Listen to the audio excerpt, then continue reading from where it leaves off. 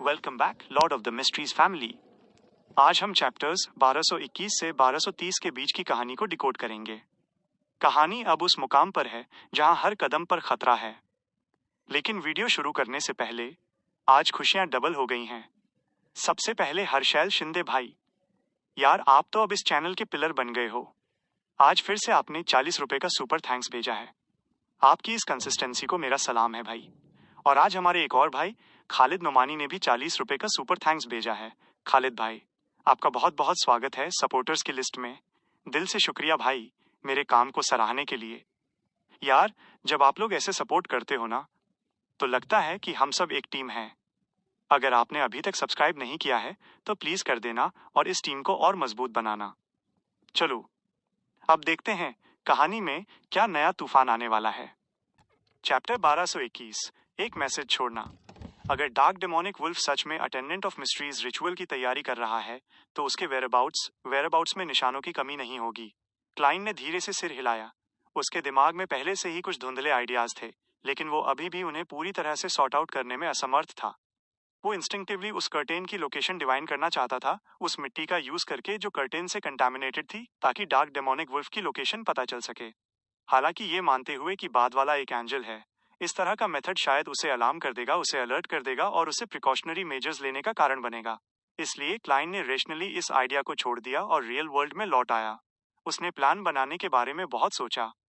अगले दिन जब लाइटनिंग की फ्रीक्वेंसी हाई थी, मून सिटी के रेजिडेंट्स का एक और बैच ड्यूक नाम के एक प्रीस्ट की लीडरशिप में गेरमैन स्पैरो की बॉनफायर के पास आया। उन्होंने उसकी टीचिंग सुनी, मशरूम का आनंद लिया और क्लींस होने का इंतजार किया। मून सिटी के रेजिडेंट्स द्वारा क्लींजिंग एक्सपीरियंस करने के बाद उनके चेहरों पर आंसू बह रहे थे। क्लाइन ने चारों ओर देखा और कैजुअली पूछा, सन गॉड ने तुम्हें इस लैंड की रक्षा करने और फॉग से बाहर आने वाले किसी भी व्यक्ति का ध्यान रखने के लिए कहा था? ड्यूक, जो अपनी फूली हुई बीमारी से ठीक हो गया था, जानता था कि हाई प्रीस्ट ने ऑरेकल के सामने इस मामले का जिक्र किया था। उसने काफी शांति से जवाब दिया, हाँ। क्लाइन ने थोड़ा सिर हिलाया और टॉपिक पर बना रहा। अगर तुम सच में किसी को फॉग से बाहर आते हुए डिस्कवर करते हो तो तुम्हें क्या करना होगा? ड्यूक ने बिना किसी हिचकिचाहट के कहा, ग्रेट सन गॉड का ऑनरिफिक नेम तुरंत रिसाइट करें और इस मामले की रिपोर्ट उन्हें करें। जैसे ही वो बोला, उसकी टोन बहुत डिप्रेस्ड हो गई। अंत में वह अपने शब्दों को पूरा करने में असमर्थ था। ऐसा इसलिए था क्योंकि सन गॉड क्रिएटर ने 2000 साल से ज्यादा समय से कोई रिस्पॉन्स नहीं दिया था। भले ही मून सिटी ने सबसे कंप्लीट रिचुअल्स आयोजित किए थे और बार बार ऑनरिफिक नेम का जाप किया था, फिर भी कोई रिस्पॉन्स नहीं मिला था। और कुछ? क्लाइन ने दबाव डाला, क्योंकि उसने शार्पली कुछ नोटिस किया। ये उसके स्पिरिचुअल इंट्यूशन से एक रेवलेशन था और एक सर्टेन डिग्री के डिडक्शन का रिजल्ट भी। ये ऑब्वियस था कि एंशिएंट सन गॉड और सिटी ऑफ सिल्वर के क्रिएटर ने इस प्रॉब्लम पर विचार किया होगा। एक पॉसिबिलिटी ये थी कि जो व्यक्ति ग्रेश व्हाइट फॉग से बाहर निकलेगा वो बेहद केयरफुल होगा। वो देखा जाना या मॉनिटर किया जाना पसंद नहीं करेगा। मून सिटी में पेट्रोल टीम को डिस्कवर करने के बाद वो अपनी बियॉन्डर पावर्स का यूज करके उनके दिमाग को अफेक्ट करने के लिए इंक्लाइंड होगा, जिससे वे भूल जाएं कि उन्होंने उसे देखा है या ऑनरिफिक नेम रिसाइट किया है। इस सिचुएशन में एंशिएंट सन गॉड ने कुछ अरेंजमेंट्स किए होने चाहिए। बेशक ये एब्सोल्यूट नहीं था। अगर आमोन के पिता एक्यूरेटली प्रेडिक्ट कर सकते थे कि ग्रेश व्हाइट फॉग से बाहर निकलने वाला व्यक्ति एक रूकी था, तो रेवलेशन में बहुत कुछ कहने की जरूरत नहीं थी। हालांकि ये देखते हुए कि ancient sun god city of silver के क्रिएटर ने ये प्रेडिक्ट करने में गलती की थी कि वो ग्रेश व्हाइट फॉग से कहां बाहर आएगा, क्लाइन को पहले वाली पॉसिबिलिटी पर संदेह था।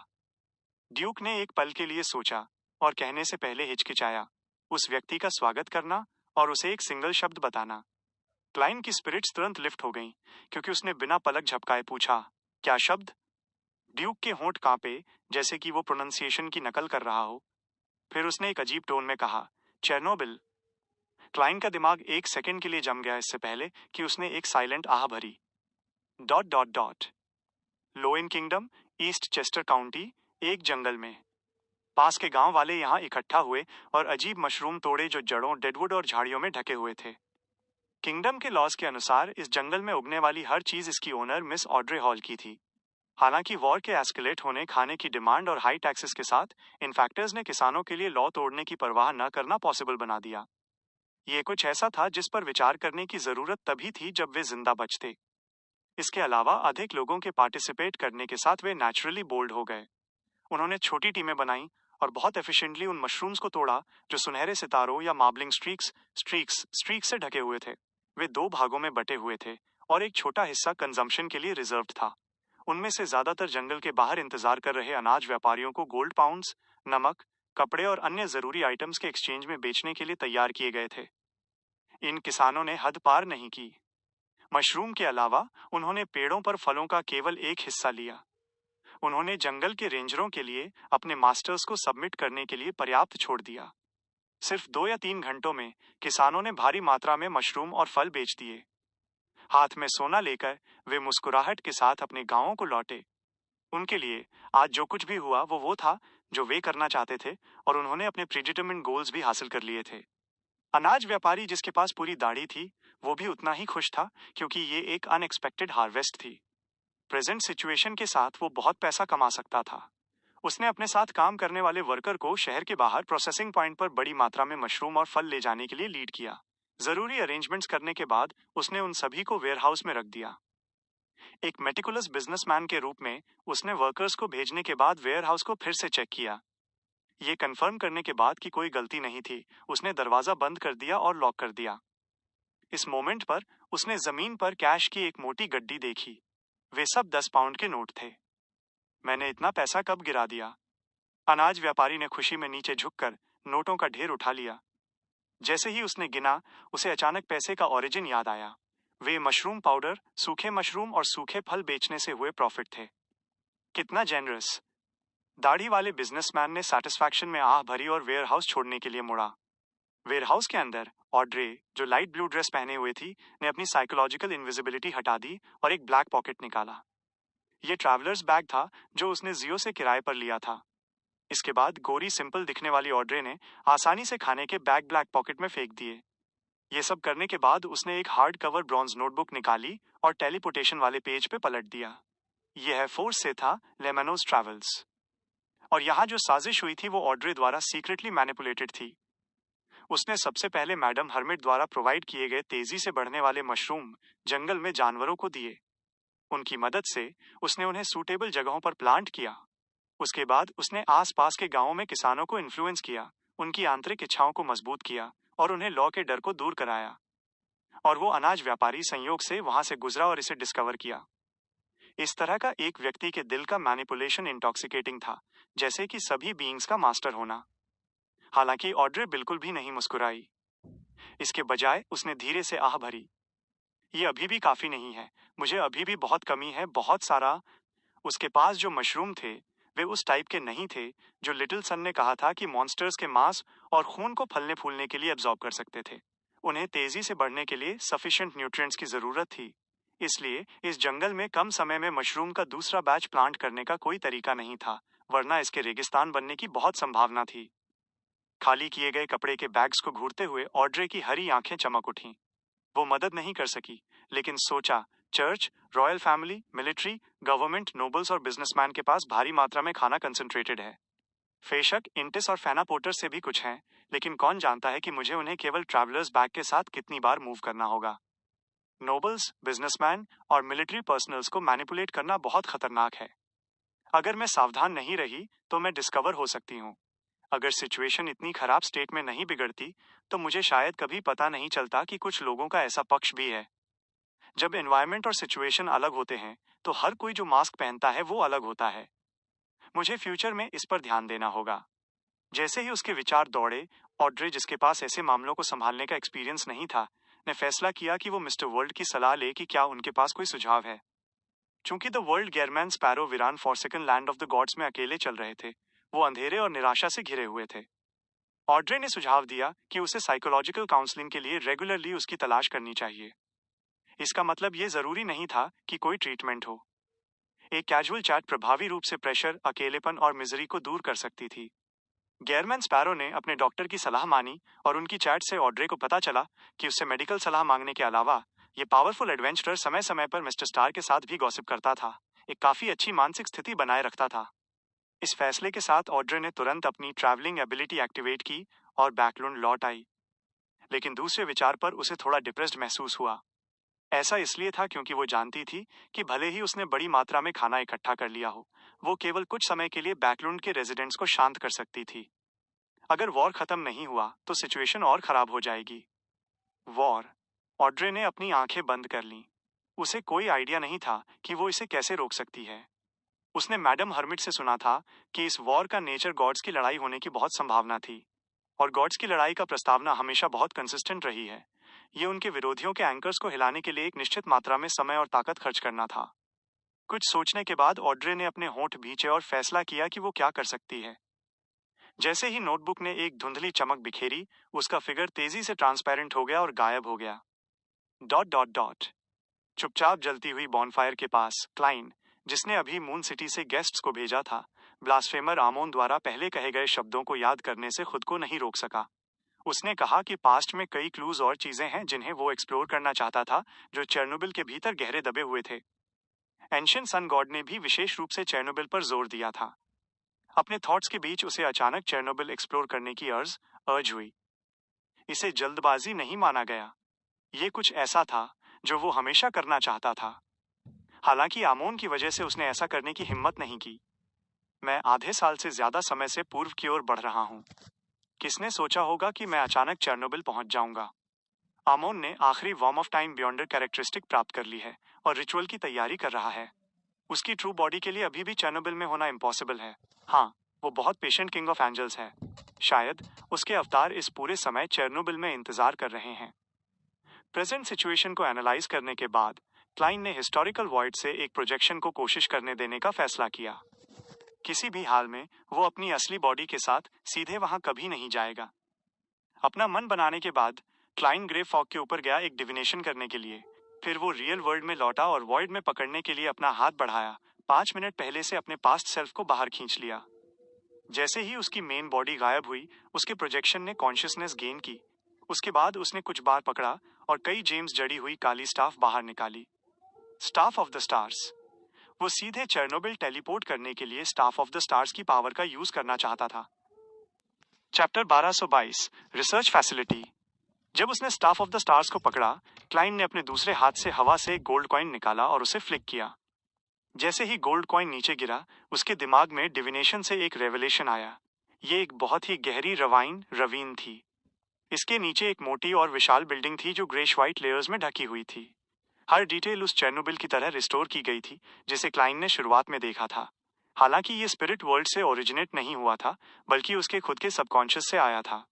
ड्रीम डिविनेशन की तकनीक का यूज करके उसने उन इमेजेस को रिप्रोड्यूस किया जो उसने अपने दिमाग में देखी थी। और जिस मोमेंट ये सीन पूरा हुआ, स्टाफ ऑफ द स्टार्स में जड़े हुए जेम्स ने एक धुंधली चमक बिखेरी। ये क्लाइन के हिस्टोरिकल वॉइड प्रोजेक्शन के साथ तुरंत गायब हो गया और उस ग्रेश व्हाइट बिल्डिंग के ऊपर अपीयर हुआ। बस एक सेकंड में Klein forsaken land of the gods के ईस्टर्न मोस्ट फ्रंट से चेर्नोबिल लौट आया। यह स्टाफ ऑफ द स्टार्स की मेन पावर्स में से एक थी। अगर विल्डर के दिमाग में आया हुआ कॉरेस्पॉन्डिंग सीन अभी भी रियल वर्ल्ड में एग्जिस्ट करता है, तो स्टाफ ऑफ द स्टार्स उन्हें सभी बाधाओं और दूरियों को पार करने की अनुमति दे सकता है, सीधे उनके डिजायर्ड डेस्टिनेशन पर उतरते हुए। बेशक इसके लिए शर्त यह थी कि आउटलाइन किया गया सीन बिल्कुल करेक्ट होना चाहिए और ओरिजिनल से विजुअली अलग नहीं होना चाहिए। उसने चेर्नोबिल वाली गहरी रवाइन को इसलिए चुना, न कि ग्रे शेलो फॉग को, क्योंकि वो जानता था कि जायंट किंग्स का सबसे छोटा बेटा गॉड ऑफ ग्लोरी ब्लेडल कर्ज से मुक्त होने के बाद मर गया था। उस एरिया में निश्चित रूप से बड़े बदलाव होंगे, और केवल एक ही चीज जो अफेक्ट नहीं हुई थी वो मिस्टीरियस चेर्नोबिल था, जिसे एंशिएंट सन गॉड और आमोन द्वारा वैल्यू दी जाती थी। इसका मतलब ये भी नहीं था कि गहरी रवाइन और ग्रेश व्हाइट बिल्डिंग में कोई विजिबल बदलाव नहीं होंगे। असल में क्लाइन ने अपने टेलीपोर्टेशन अटेम्प्ट के फेलियर के लिए पहले से ही खुद को तैयार कर लिया था। आखिर रिचुअल करने वाला व्यक्ति भी फेक था और उसके हाथ में मौजूद आइटम भी फेक था। अगर वो इसे खो भी देता तो कोई अफसोस नहीं होता। मिड एयर में अपने हाथ में स्टाफ ऑफ द स्टार्स के साथ क्लाइन के पास अपने सराउंडिंग्स को एग्जामिन करने का समय भी नहीं था जब उसकी पूरी बॉडी अचानक डूब गई और नीचे गिरने लगी। उसने क्रीपिंग हंगर नहीं पहना था और न ही उसने खुद को एवियन क्रिएचर में बदला था। वो इस समय उड़ने में असमर्थ था।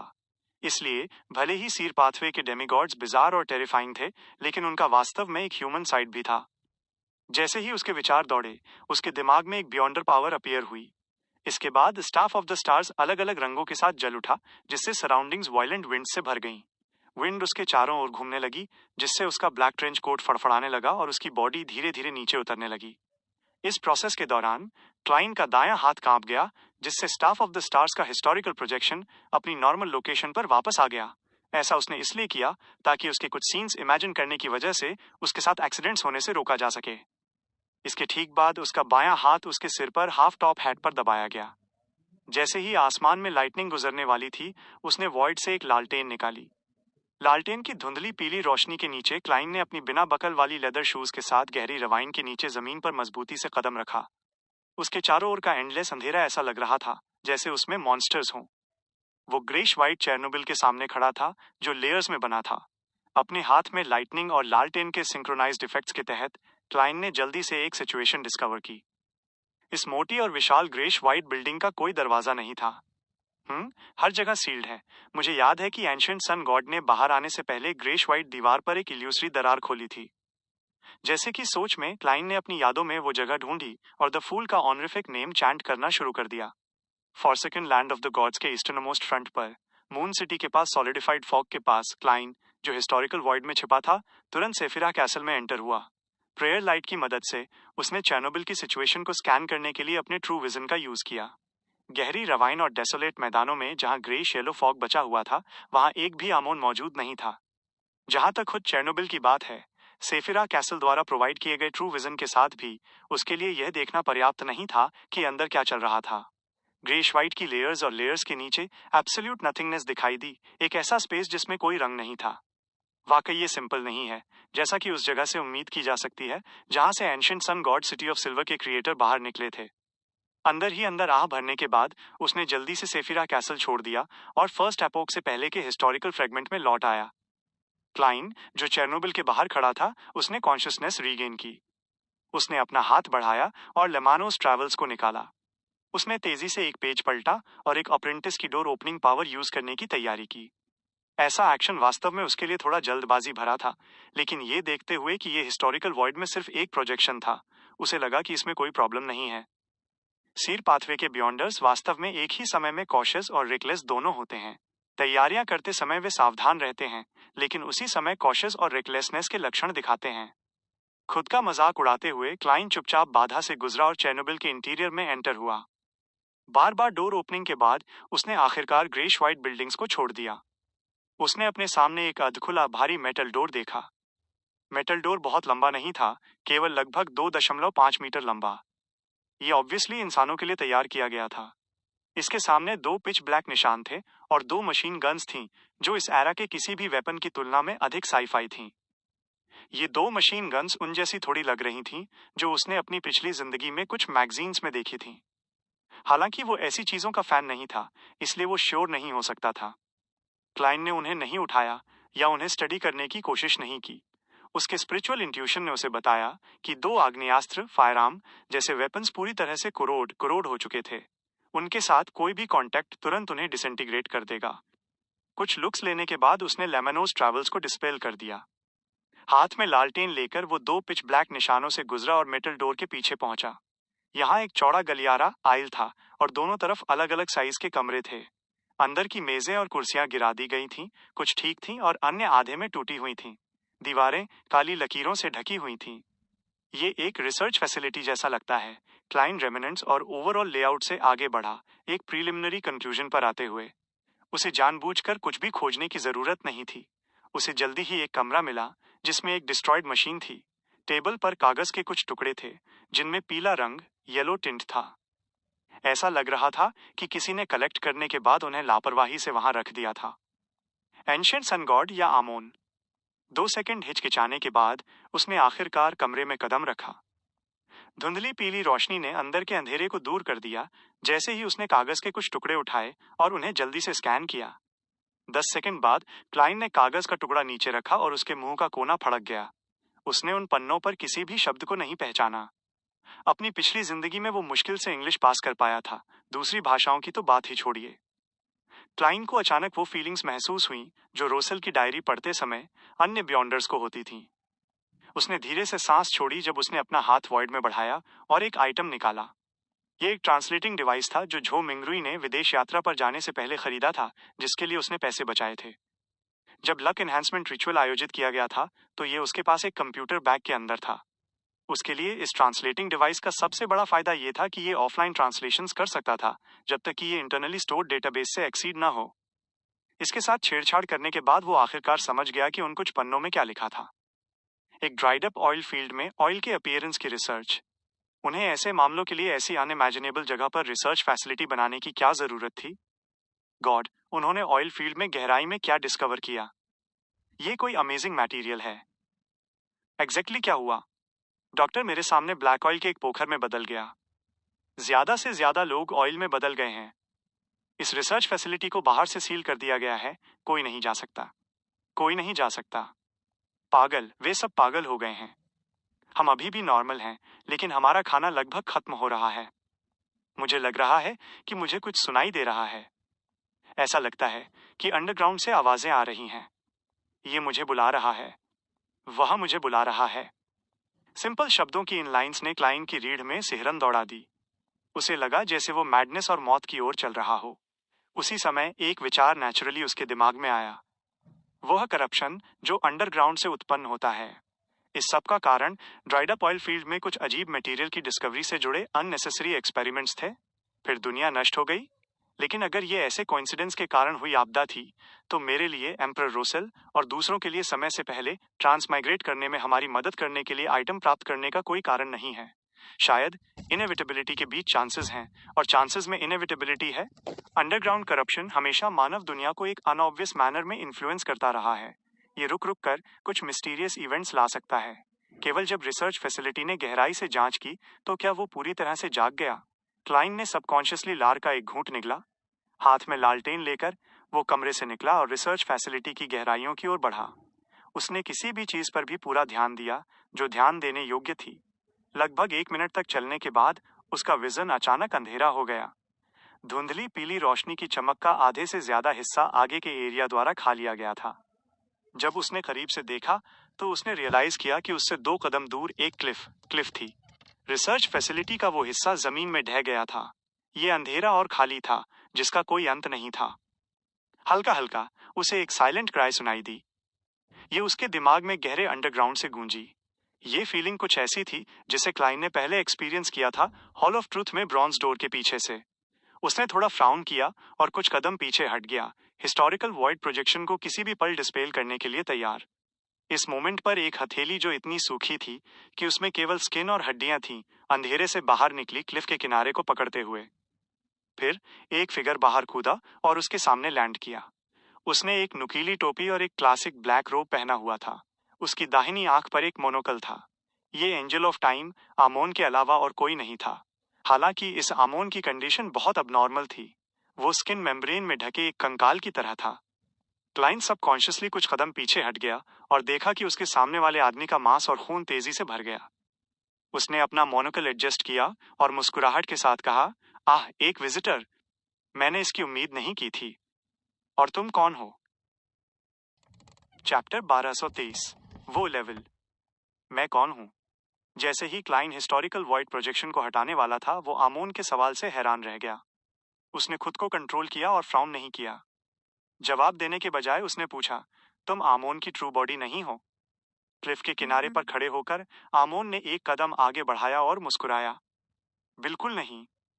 ऐसा लगता है कि तुम मेरी ट्रू बॉडी या मेरे दूसरे अवतार्स को जानते हो।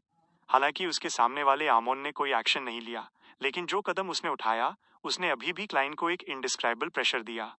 उसके लिए बिना पीछे हटे स्थिर रहना आसान नहीं था, जो उसकी कायरता को धोखा देगा। उसने गुर्राया और धीमी आवाज में जवाब दिया, इसीलिए मैं क्यूरियस हूं कि तुम मुझे क्यों नहीं जानते। क्या तुम बहुत फेमस हो? अंधेरे से बाहर रेंगने वाले आमोन ने कहा। उसने अपना हाथ उठाया और अपनी दाहिनी आंख पर अपना क्रिस्टल मोनोकल एडजस्ट किया। ये एक्शन कुछ सेकंड तक चला और खत्म हो गया। जैसे कि सोच में आमोन बुदबुदाया, आसपास कोई और मैं नहीं है। क्या वास्तव में कोई नहीं है या कनेक्शन पूरी तरह से टूट गया है? किस तरह का एक्सीडेंट इस आमोन के इंडिपेंडेंट होने का कारण बना? नहीं, मैं इस फेलो के काम पर विश्वास नहीं कर सकता। वो एक टॉप नोच स्विंडलर है। क्लाइन का दिल पहले धड़क उठा, इससे पहले कि उसने अपने कोरिस्पॉन्डिंग थॉट्स को दबा दिया और पूछा, तुम अंडरग्राउंड से बाहर क्यों रैंक कर आए? आमोन का एक्सप्रेशन नॉर्मल हो गया क्योंकि वो हंसा। गेस करो। चाहे वो उसकी एक्चुअल बॉडी हो या उसके अवतार्स, ये फैक्ट कि उसकी पर्सनालिटी भयानक है नहीं बदलती। क्लाइन ने खुद सोचा और जवाब के साथ जांच करने की कोशिश की। तुम उस सीक्रेट को एक्सप्लोर कर रहे हो जो अंडरग्राउंड है। आमोन ने थोड़ा सिर हिलाया और कहा, क्या ये ऑब्वियस नहीं है? उसने फिर अपनी बॉडी को आधा घुमाया और क्लिफ के परे अंधेरे की ओर इशारा किया, जिसे लाइट रोशन करने में फेल रही। मेरे पिता यहां से वैसे ही बाहर रेंग कर आए जैसे मैंने किया। सही है। इसका एक नाम है। तुमने इसके बारे में सुना होगा, केओस सी। केओस सी? केओस सी 9 सेफिरोट में से एक। यह वास्तव में गहरे अंडरग्राउंड में छिपा है। क्या ब्रॉन्ज डोर के पीछे का करप्शन वास्तव में इसके कारण है? पहले मुझे आमोन के साथ मेरी कैजुअल चैट के माध्यम से इस मिस्टिसिज्म नॉलेज के बारे में पता चला था। एंशिएंट सन गॉड ओरिजिनली इस रिसर्च फैसिलिटी के मेंबर थे। फिर वो केओस सी की गहराइयों में गिर गए, केवल सेकंड एपोक में जागने और बाहर रेंगने के लिए। चूंकि वो उस समय केवल एक ऑर्डिनरी इंसान थे, उस लॉ के आधार पर कि अंडरग्राउंड की प्रॉक्सिमिटी हायर सीक्वेंसेस के साथ खतरे में बढ़ जाती है, वो बहुत ज्यादा अफेक्टेड नहीं थे। क्लाइन का दिमाग दौड़ गया, क्योंकि उसने कई मामलों को याद किया और वेरियस गेसेस के साथ आया। 3 सेकंड बाद उसने जवाब में कहा, तो तुमने रिस्क लिया और दबे हुए इतिहास और दुनिया की सच्चाई खोजने के लिए अंदर कूद गए? कुछ ऐसा ही। आमोन ने अपने मोनोकल के किनारे को पिंच किया और सेल्फ डिप्रिकेटिंग टोन में कहा, लेकिन मैंने ये अपनी मर्जी से नहीं किया। आ? क्लाइन ने अपने डाउट्स एक्सप्रेस करने के लिए एक टर्स एक्सक्लेमेशन का यूज किया। आमोन मुस्कुराया और कहा, मेरा हर एक हिस्सा जानता है कि गहरे अंडरग्राउंड में बहुत खतरनाक है। हम अकेले नीचे नहीं जाना चाहते। हमने कई डिटोर्स ट्राई किए हैं, जिसमें हमें रिप्लेस करने के लिए मैरियोनेट बनाना शामिल है। हालांकि हम सफल होने में फेल रहे और कोई फीडबैक प्राप्त करने में फेल रहे। अंत में ट्रू बॉडी की निगरानी में हमने एक फेयर वोट किया। अनफॉर्चुनेटली मुझे चुना गया। ये एक चमत्कार है कि आमोन अभी तक पूरी तरह से पागल नहीं हुआ है। गॉड ऑफ मिस्चीफ से उम्मीद के मुताबिक इंटरनल डिसीजंस इस तरह से किए जाने चाहिए। क्लाइन ने लैम्पून करने की अर्ज को रेसिस्ट किया। और फिर तुम खुद नीचे कूद गए? और क्या, उन्हें मुझे नीचे फेंकने दूं? आमोन ने कहा, जैसे ही उसने अपने हाथ फैलाए। ये कहने के बाद वो आखिरकार कुछ समझता हुआ लग रहा था, क्योंकि वो खुद से बुदबुदाया कि उस सी ने मुझसे मेरी मेन बॉडी और सराउंडिंग अवतार्स के साथ संबंध तोड़ दिए। क्या मैं इंडिपेंडेंट हूं? इंडिपेंडेंट? पहले हॉल ऑफ ट्रुथ के ब्रॉन्ज डोर के सामने मुझे लगा कि हर सेल और हर वॉर्म ऑफ स्पिरिट एक नई कॉन्शियसनेस को जन्म दे रहे थे, सेल्फ का एक अलग फॉर्म जनरेट कर रहे थे। सीधे केओस सी में एंटर करने के बाद आमोन के अवतार में सिमिलर बदलाव होना बहुत नॉर्मल है। एक इंडिपेंडेंट आमोन अवतार आमोन की ट्रू बॉडी को इफेक्टिवली धोखा देने में एबल होना चाहिए। नहीं, मैं उस पर भरोसा नहीं कर सकता। क्लाइन ने अपने एक्सपीरियंस का यूज करके आमोन के शब्दों को वैलिडेट किया, लेकिन उसने जल्दी ही खुद को याद दिलाया कि गॉड ऑफ डिसीट पर भरोसा न करें। वो मुस्कुराया और कहा, मुझे शक है कि तुम ब्लफ कर रहे हो। आमोन ने क्रिस्टल मोनोकल को ऊपर रखा और कुछ सेकंड के लिए क्लाइन को साइज अप किया।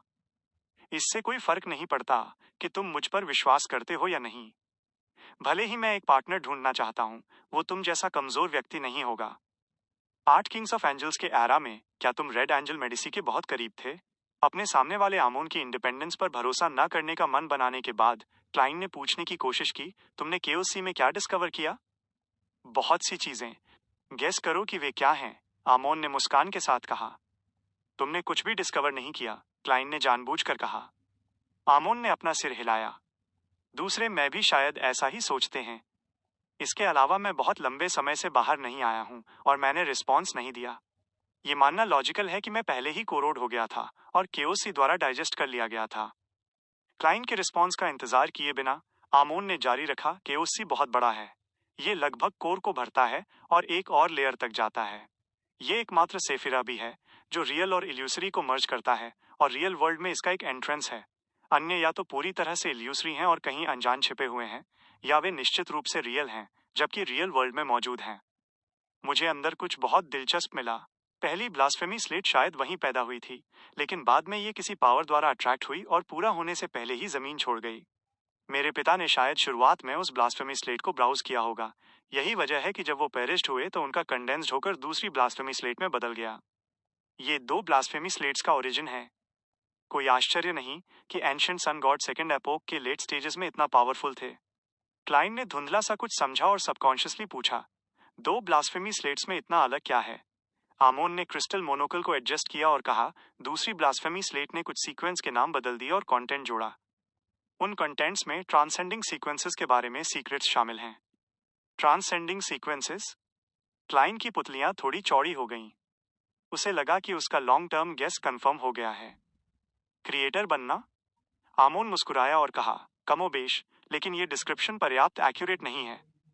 मैं उस लेवल को अबव द सीक्वेंसेस कहना पसंद करता हूँ। कई ट्रू डाइटीज भी हैं जो इसे दूसरे तरीकों से नाम देते हैं।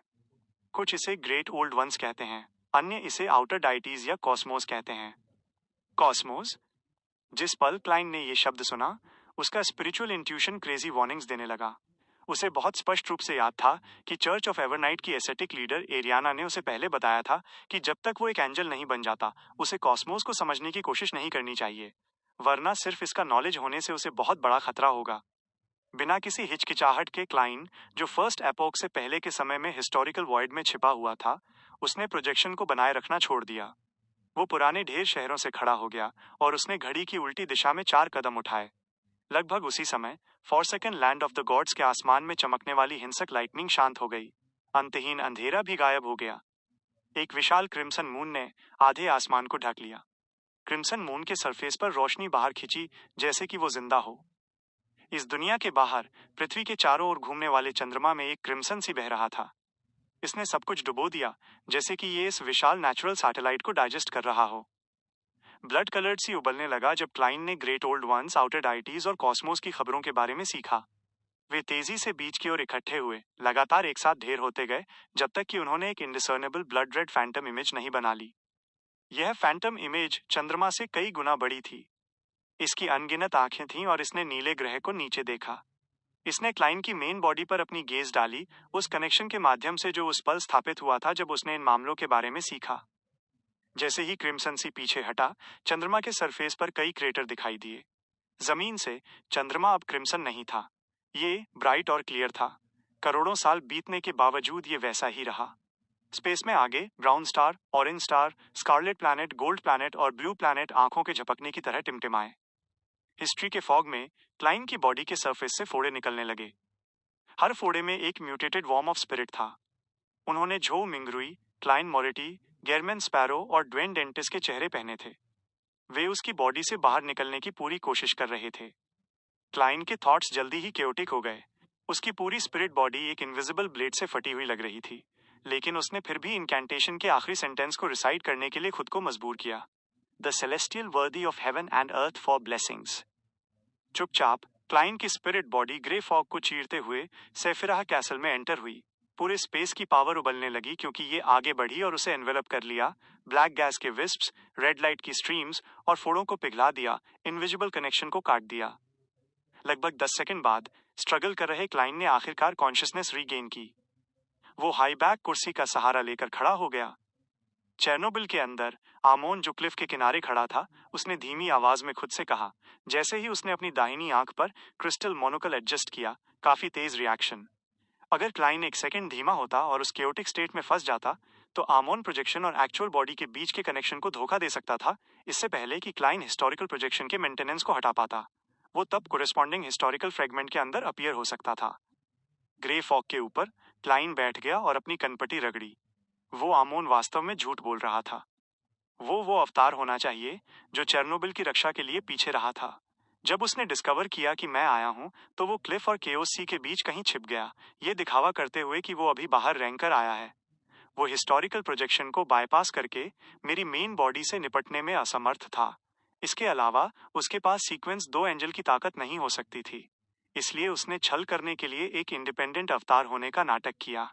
सरफेस पर उसने मुझे विश्वास दिलाने की कोशिश की कि वो एक इंडिपेंडेंट अवतार था और उसके साथ कोऑपरेट किया जा सकता था। उसने मुझे इस पहलू पर फोकस कराया, लेकिन वास्तव में उसने अपने शब्दों में खतरे को छिपा दिया। गॉड ऑफ डिसीट के साथ एक नॉर्मल कॉन्वर्सेशन में भी कोई भी स्कैम हो सकता है। हालांकि अपने गोल्स को अचीव करने के लिए उसने सीक्रेट्स की एक सफिशिएंट अमाउंट भी दी थी। चैप्टर 1224, एपोकैलिप्स के बारे में अंदाजे। लो इन किंगडम बैकलुंड। फोर्स, जो अभी भी गहरी नींद में थी, अचानक अपने सपने से जाग गई। उसने सबकॉन्शियसली अपनी नजर खिड़की के बाहर डाली। उसे ऐसे सिमिलर एक्सपीरियंस की कमी नहीं थी। टैरो क्लब की मेंबर बनने से पहले वो अक्सर फुल मून के कर्ज की वजह से आधी रात को जाग जाती थी। लेकिन आज उसे कोई जाना पहचाना दर्द नहीं महसूस हुआ, पर उसका दिल किसी अनजान वजह से धड़क रहा था। चूंकि पर्दों ने खिड़की को ब्लॉक कर रखा था, फोर्स को कमजोर रोशनी से समय का पता नहीं चल पा रहा था। वो सबकॉन्शियसली बिस्तर से उठी, खिड़की तक गई और पर्दे हटा दिए। पतली धुंध को चीरती हुई सूरज की रोशनी कमरे में चमक उठी, जमा हुए अंधेरे को दूर करते हुए। फोर्स खिड़की के पास खड़ी होकर आसमान की ओर देखने लगी। उसके चेहरे पर साफ कंफ्यूजन था। सूरज पहले ही उग चुका है और क्रिम्सन मून बहुत पहले ही डूब चुका है। मुझे अभी भी वो सेंसेशन क्यों महसूस हो रहा है जो मुझे फुल मून के कर्स के दौरान होता है। इसके अलावा फुल मून में अभी भी कई दिन बाकी थे। डॉट डॉट डॉट इंटिस रिपब्लिक कैपिटल ट्रायर।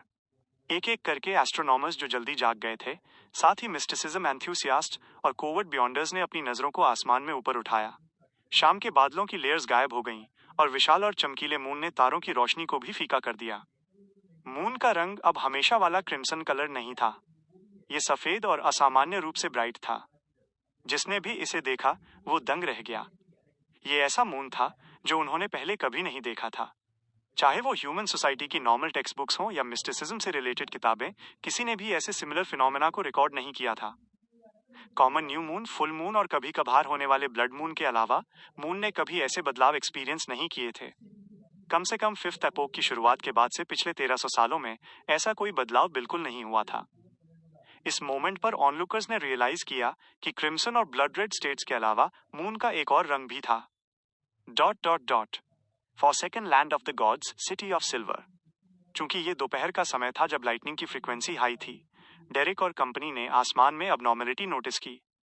वे फैमिलियर लाइटनिंग और डार्कनेस के आदी थे। बस कुछ ही सेकंड्स में वो सब पूरी तरह से गायब हो गया बिना किसी निशान के।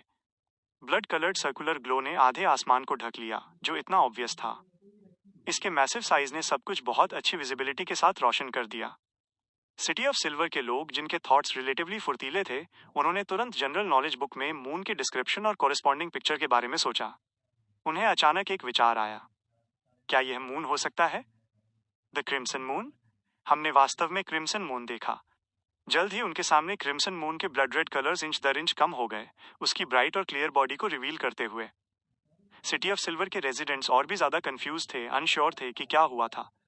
मिस्टर हैंगमैन, मिस जस्टिस और टैरो क्लब के अन्य मेंबर्स को बाहरी दुनिया के बारे में बात करते हुए सुनने के बाद डेरिक बर्ग उनसे भी ज्यादा शॉक्ड और सरप्राइज्ड था। ऐसा इसलिए था क्योंकि forsaken land of the gods के बाहर ऐसा कोई नेचुरल फिनोमेना नहीं था। कुछ सेकंड्स बाद मून गायब हो गया और अंधेरे ने एक बार फिर सब कुछ निगल लिया। लाइटनिंग की फ्रीक्वेंट चमक रोशनी का मेन सोर्स बन गई। अभी क्या हुआ? क्या तुमने वो लाल सर्कल देखा? मून। वो मून है। वह क्रिम्सन मून है। क्या ये एक इशारा है कि हम अपनी करंट सिचुएशन से एस्केप करने वाले हैं? हमारा जायंट किंग्स कोर्ट का दूसरा एक्सप्लोरेशन बहुत स्मूथली जाएगा और हम वो दरवाजा खोल देंगे जो बाहरी दुनिया की ओर जाता है। कंफ्यूजन के बीच सिटी ऑफ सिल्वर के ज्यादातर रेजिडेंट्स ने सबकॉन्शियसली इस फिनोमेना को एक अच्छी चीज माना, इसे मिस्टिसिज्म से एक ऑस्पिशियस साइन माना। केवल चीफ, कॉलिन इलियार्ड और 6 मेंबर्स की काउंसिल के एल्डर्स जैसे लोविया के चेहरों पर सीरियस लुक्स थे क्योंकि उन्होंने फ्राउन किया। Dot dot dot greyish white fog के ऊपर एंशिएंट पैलेस के अंदर आमोन के स्कैम की जनरल अंडरस्टैंडिंग हासिल करने के बाद क्लाइन ने इंस्टिंक्टिवली अपना ध्यान उस सीक्रेट पर वापस लगाया जो उसने सीखा था। उसके पास पहले कोरेस्पॉन्डिंग कंटेंट के बारे में कुछ अंदाजे थे, लेकिन जब ये सच में रिवील हुआ तो उसे रियलाइज हुआ कि ये उससे भी ज्यादा भयानक और एग्जैगरेटेड था जितना उसने इमेजिन किया था। इसने उसे और भी ज्यादा होपलेस बना दिया। कॉस्मोस का अटेंशन सफलतापूर्वक अट्रैक्ट करने के लिए। इसका मतलब है कि आमोन ने जो सीक्रेट्स रिवील किए उनमें से ज्यादातर सच हैं। वास्तव में सीक्वेंस शून्य के ऊपर एक और लेवल है। ये वो लेवल होना चाहिए जिस पर एंशिएंट सन गॉड थे। हालांकि उनकी कंडीशन बहुत सही नहीं लग रही थी। उनका अंत पीठ में छुरा घोंपे जाने, नष्ट होने और डिवाइड होने के रूप में हुआ। आमोन ने जो कहा उसके अनुसार उस लेवल को डिस्क्राइब करने के लिए क्रिएटर का यूज करना पर्याप्त एक्यूरेट नहीं है। उन्होंने इसे अबव द सीक्वेंसेस नाम दिया। ऐसे एग्जिस्टेंस भी हैं जो उस लेवल को डिस्क्राइब करने के लिए ट्रांसेंडिंग सीक्वेंसेस टर्म यूज करते हैं, यह इंडिकेट करते हुए कि वे बियॉन्डर पाथवे के रेस्ट्रिक्शन से एस्केप कर चुके हैं। डाइटीज इस लेवल को great old ones, outer deities, Cosmos के रूप में रेफर करती हैं। इससे कोई ये बता सकता है कि दो मामले हैं। एक है इस दुनिया के बाहर का विशाल यूनिवर्स, बाउंडलेस कॉस्मोस में ग्रेट ओल्ड वंस और आउटर डाइटीज हैं जो क्रिएटर के लेवल पर एग्जिस्टेंस हैं। उदाहरण के लिए वो जो मून को कंट्रोल करता है। इसके लुक से ब्राउन स्टार और ऑरेंज स्टार ओरिजिनल प्लैनेट्स थे। वे बदल गए हैं, जिससे एम्परर रोसेल उन्हें पहचानने में असमर्थ हो गए। ऐसा इसलिए है क्योंकि वहां ग्रेट ओल्ड वंस या आउटर डाइटीज उनमें जमे हुए हैं, हमारी दुनिया को देख रहे हैं। Box of the great old ones Cosmos द्वारा करप्ट होने के बाद म्यूटेट हो गया। हाँ, एक से ज्यादा ग्रेट ओल्ड वन या आउटर डाइटी है। वे इस प्लैनेट को घेर कर क्यों हैं? वे किसकी जासूसी कर रहे हैं? वे सीधे इन्वेड नहीं करते, क्योंकि एक पावर है जो उन्हें टेम्परेरी तौर पर बाहर रखती है। 7 डाइटीज का शुक्रिया। इसे 1368 में एपोकैलिप्स की प्रोफेसी से कनेक्ट करते हुए 7 डाइटीज शायद इसमें क्रूशियल रोल प्ले नहीं कर रही हैं। उन्हें अभी सीक्वेंसेस को ट्रांसेंड करना बाकी है। जब 1368 में ट्रू बैरियर गायब हो जाएगा तो ग्रेट ओल्ड वंस और आउटर डाइटीज अब ऑब्स्ट्रक्टेड नहीं रहेंगे। तब एपोकैलिप्स हम पर डिसेंड करेगा। ये सोचते हुए उसके दिमाग में जमा हुए सवाल अचानक उसके दिमाग में कौंध गए। क्यों एवरनाइट गॉडेस ने डेथ पाथवे की यूनिकनेस जब्त करने के लिए गॉड्स की लड़ाई लाने का रिस्क लिया? क्यों 7 डाइटीज ने एक ब्लैक एम्परर होने के लिए मौन सहमति दी? क्यों एडम, आमोन और दूसरे किंग्स ऑफ एंजल्स इतने सालों तक चुप रहने के बाद इस एरा में सीन्स के पीछे से बाहर निकले? क्यों सेकंड एपोक के एंशिएंट गॉड्स की लेगेसीज एक के बाद एक अपीयर हो रही थी? क्यों पहले 4 एपोक्स में सेफिरा कैसल से केवल एक ट्रांसमाइग्रेटर रिलीज हुआ था, लेकिन 5th एपोक में एक पीरियड जो 1000 साल से थोड़ा ज्यादा फैला हुआ है? फ्यू, वे अच्छे हों या बुरे, हर कोई एपोकैलिप्स में खुद को इम्प्रूव करने के लिए कड़ी मेहनत कर रहा है। गॉडेस, जो मोशन में चीजें सेट करने में बहुत अच्छी हैं, ने ऐसा रिस्की मेथड चुना क्योंकि वो सीक्वेंसेस को ट्रांसेंड करना चाहती थी और एक ग्रेट ओल्ड वन बनना चाहती थी। केवल 1 दशक या तो बचा है। समय किसी का इंतजार नहीं करता। क्या उन्होंने मेरी सीक्रेट में मदद की क्योंकि उनका भी ऐसा ही हाल था? एडम ने एक्शन नहीं लिया, भले ही वो मुझे 2 बार खत्म कर सकता था। उनसे अलग और मेरे पास कोई सिग्निफिकेंट गिले शिकवे नहीं होने के कारण ये सब कुछ में एक रोल प्ले करता है। क्लाइन ने लंबी चितकबरी टेबल के किनारे को धीरे से थपथपाया और खुद से बुदबुदाया, एक ग्रेट ओल्ड वन या आउटर डाइटी बनने की चाबी 9 सेफिरोट में से एक है। खाली सेफिरा कैसल के चारों ओर देखते हुए क्लाइन ने आह भरी और खुद से बुदबुदाया, जहां तक एग्जैक्ट सिचुएशन की बात है, मुझे सेकंड ब्लास्फेमी स्लेट को देखना होगा। अनफॉर्चुनेटली, मुझे नहीं पता कि मुझे कब मौका मिलेगा। उसने फिर अपना ध्यान किसी और चीज पर फोकस किया। मुझे यकीन नहीं है कि एंशिएंट सन गॉड ने सीक्वेंसेस को पूरी तरह से ट्रांसेंड किया था या नहीं। अगर एक नेटिव ग्रेट ओल्ड वन पैदा होता तो मानवता के पास एपोकैलिप्स होने पर उम्मीद की एक किरण हो सकती थी। उनकी मौत उससे कहीं ज्यादा कॉम्प्लिकेटेड है जितना मैंने इमेजिन किया था। कोई आश्चर्य नहीं कि एम्परर रोसेल ने कहा कि केवल एक सीक्वेंस शून्य ही खुद को प्रिजर्व कर सकता है और उन लोगों को प्रोटेक्ट कर सकता है जिन्हें वे वैल्यू देते हैं। मुझे आश्चर्य है कि क्या उन ग्रेट ओल्ड वंस या आउटर डाइटीज ने अपनी पावर्स के साथ अर्थ में घुसपैठ की है। हाँ, इस हिसाब से कि कैसे 7 ऑर्थोडॉक्स डाइटीज और ट्रू क्रिएटर जैसे अन्य इविल गॉड्स प्राइमोडियल मून और मदर ट्री ऑफ डिजायर को दुश्मनी से देखते हैं, बाद वाले ग्रेट ओल्ड वंस या आउटर डाइटीज हो सकते हैं। कोई आश्चर्य नहीं कि मदर ट्री ऑफ डिजायर सीधे ग्रे फॉग के ऊपर मेरे डिविनेशन को गुमराह कर सकी। वो मेरी बुक्स में सबसे डेंजरस एग्जिस्टेंस है। मैं समझता हूँ कि वे ग्रेट ओल्ड वंस और आउटर डाइटीज इस दुनिया के चारों ओर किस लिए इकट्ठे हुए हैं। वे संभवतः 9 सेफिरोट प्राप्त करना चाहते हैं। दुनिया को नष्ट करना बस गुजरते समय किया गया कुछ है। जैसा कि उसने ये सोचा, क्लाइन को अचानक वो फ्रेज याद आया जो मदर ट्री ऑफ डिजायर ने सिंथिया के माध्यम से कहा था, एडमिरल, मैं तुम्हारे साथ एक बच्चा पैदा करना चाहती हूँ। वो कांपने से खुद को नहीं रोक सका क्योंकि उसने रियल वर्ल्ड में लौटने के बाद अपनी सेफ्टी पर सीरियसली विचार किया।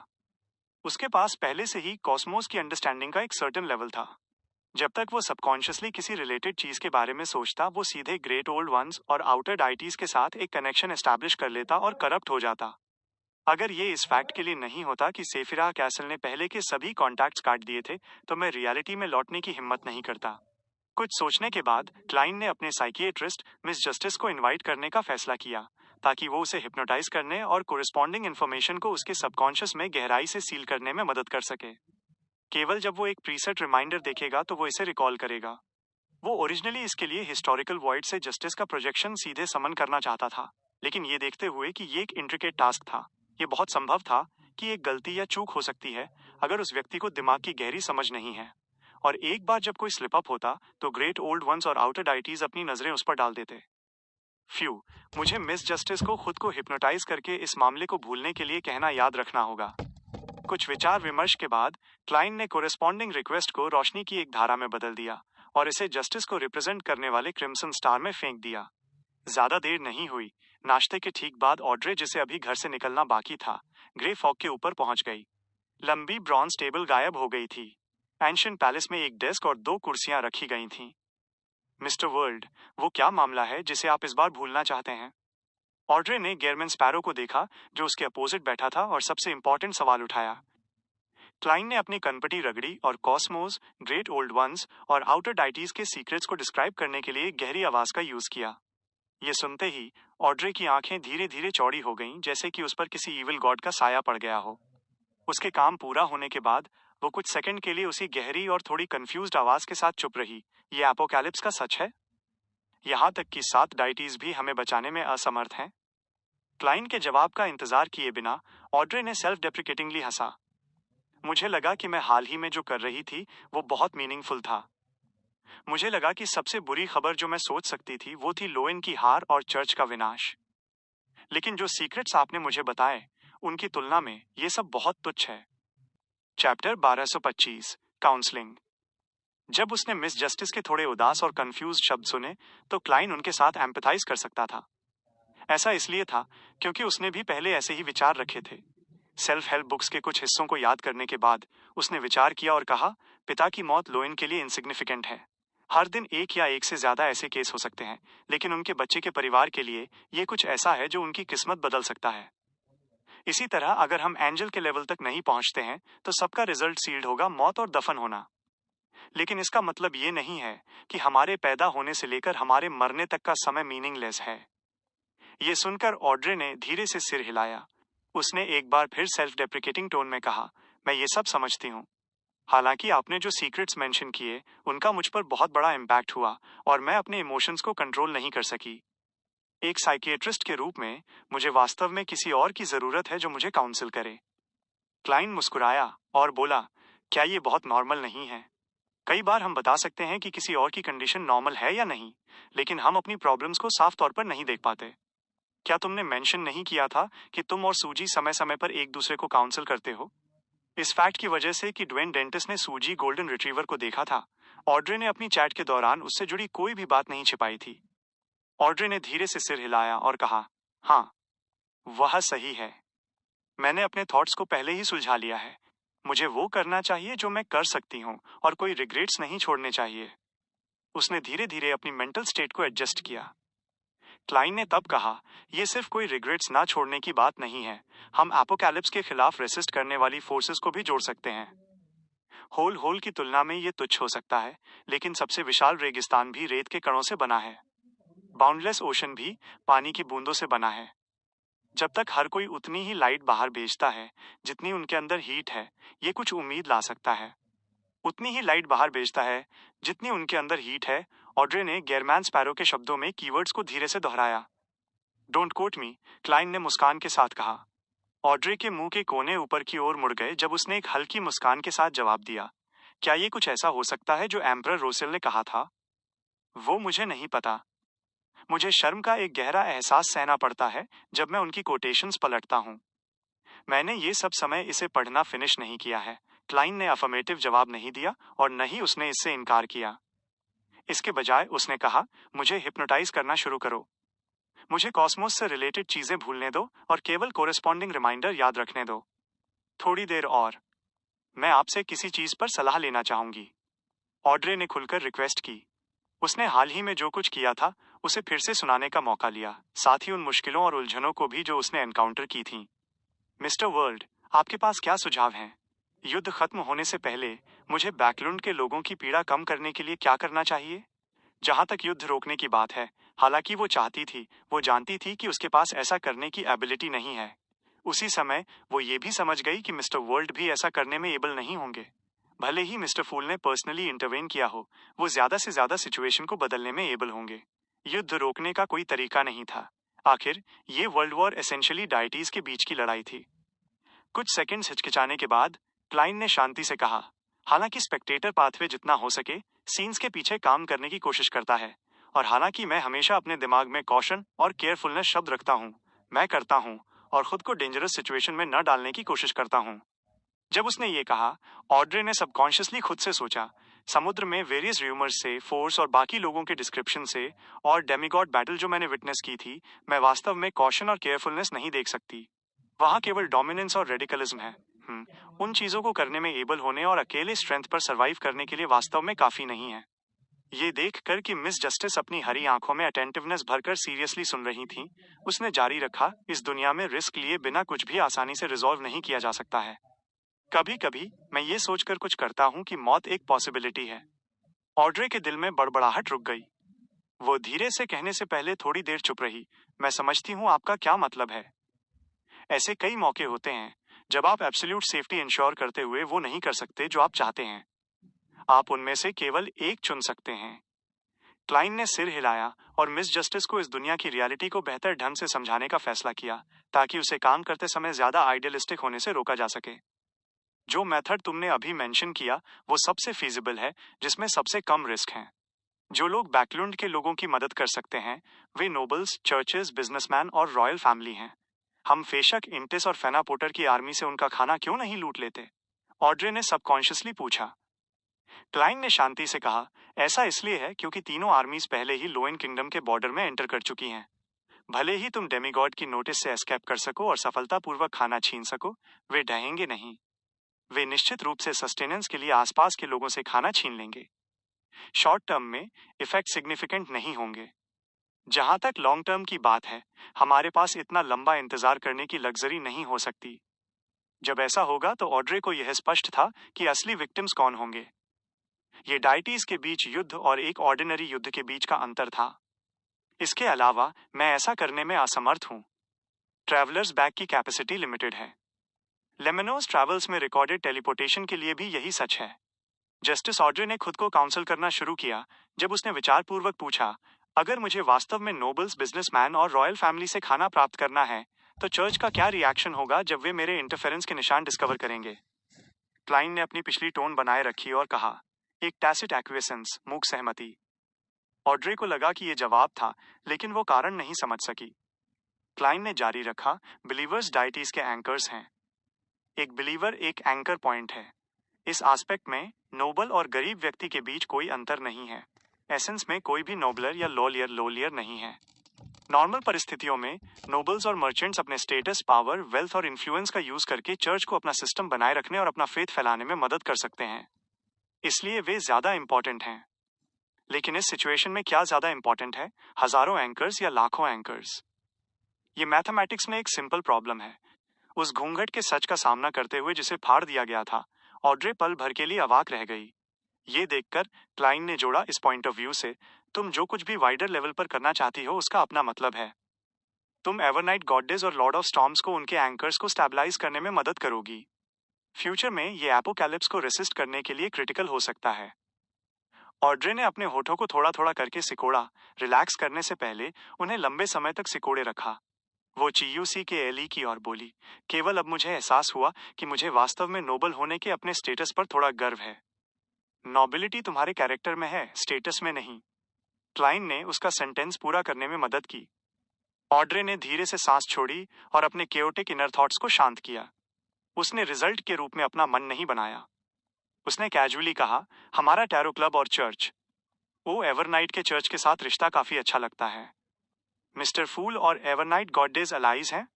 ये सवाल मुझे स्टंप कर देता है। मैं गॉडेस के साथ अलाय बनना चाहता हूँ, लेकिन वो शायद इंटरेस्टेड ना हो। खुद का मजाक उड़ाने के बाद क्लाइन ने सीरियस टोन में कहा, तुम उन्हें इस मोमेंट पर अलाइज मान सकती हो।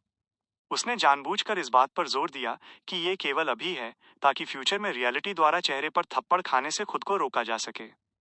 उसी समय उसने अपने दिल में असली जवाब बुदबुदाया। करंट सिचुएशन के हिसाब से गॉडेस टैरो क्लब की एंजल इन्वेस्टर थी, मेजर शेयर होल्डर। ऑड्रे ने धीरे से सिर हिलाया और अचानक मुस्कुरा दी।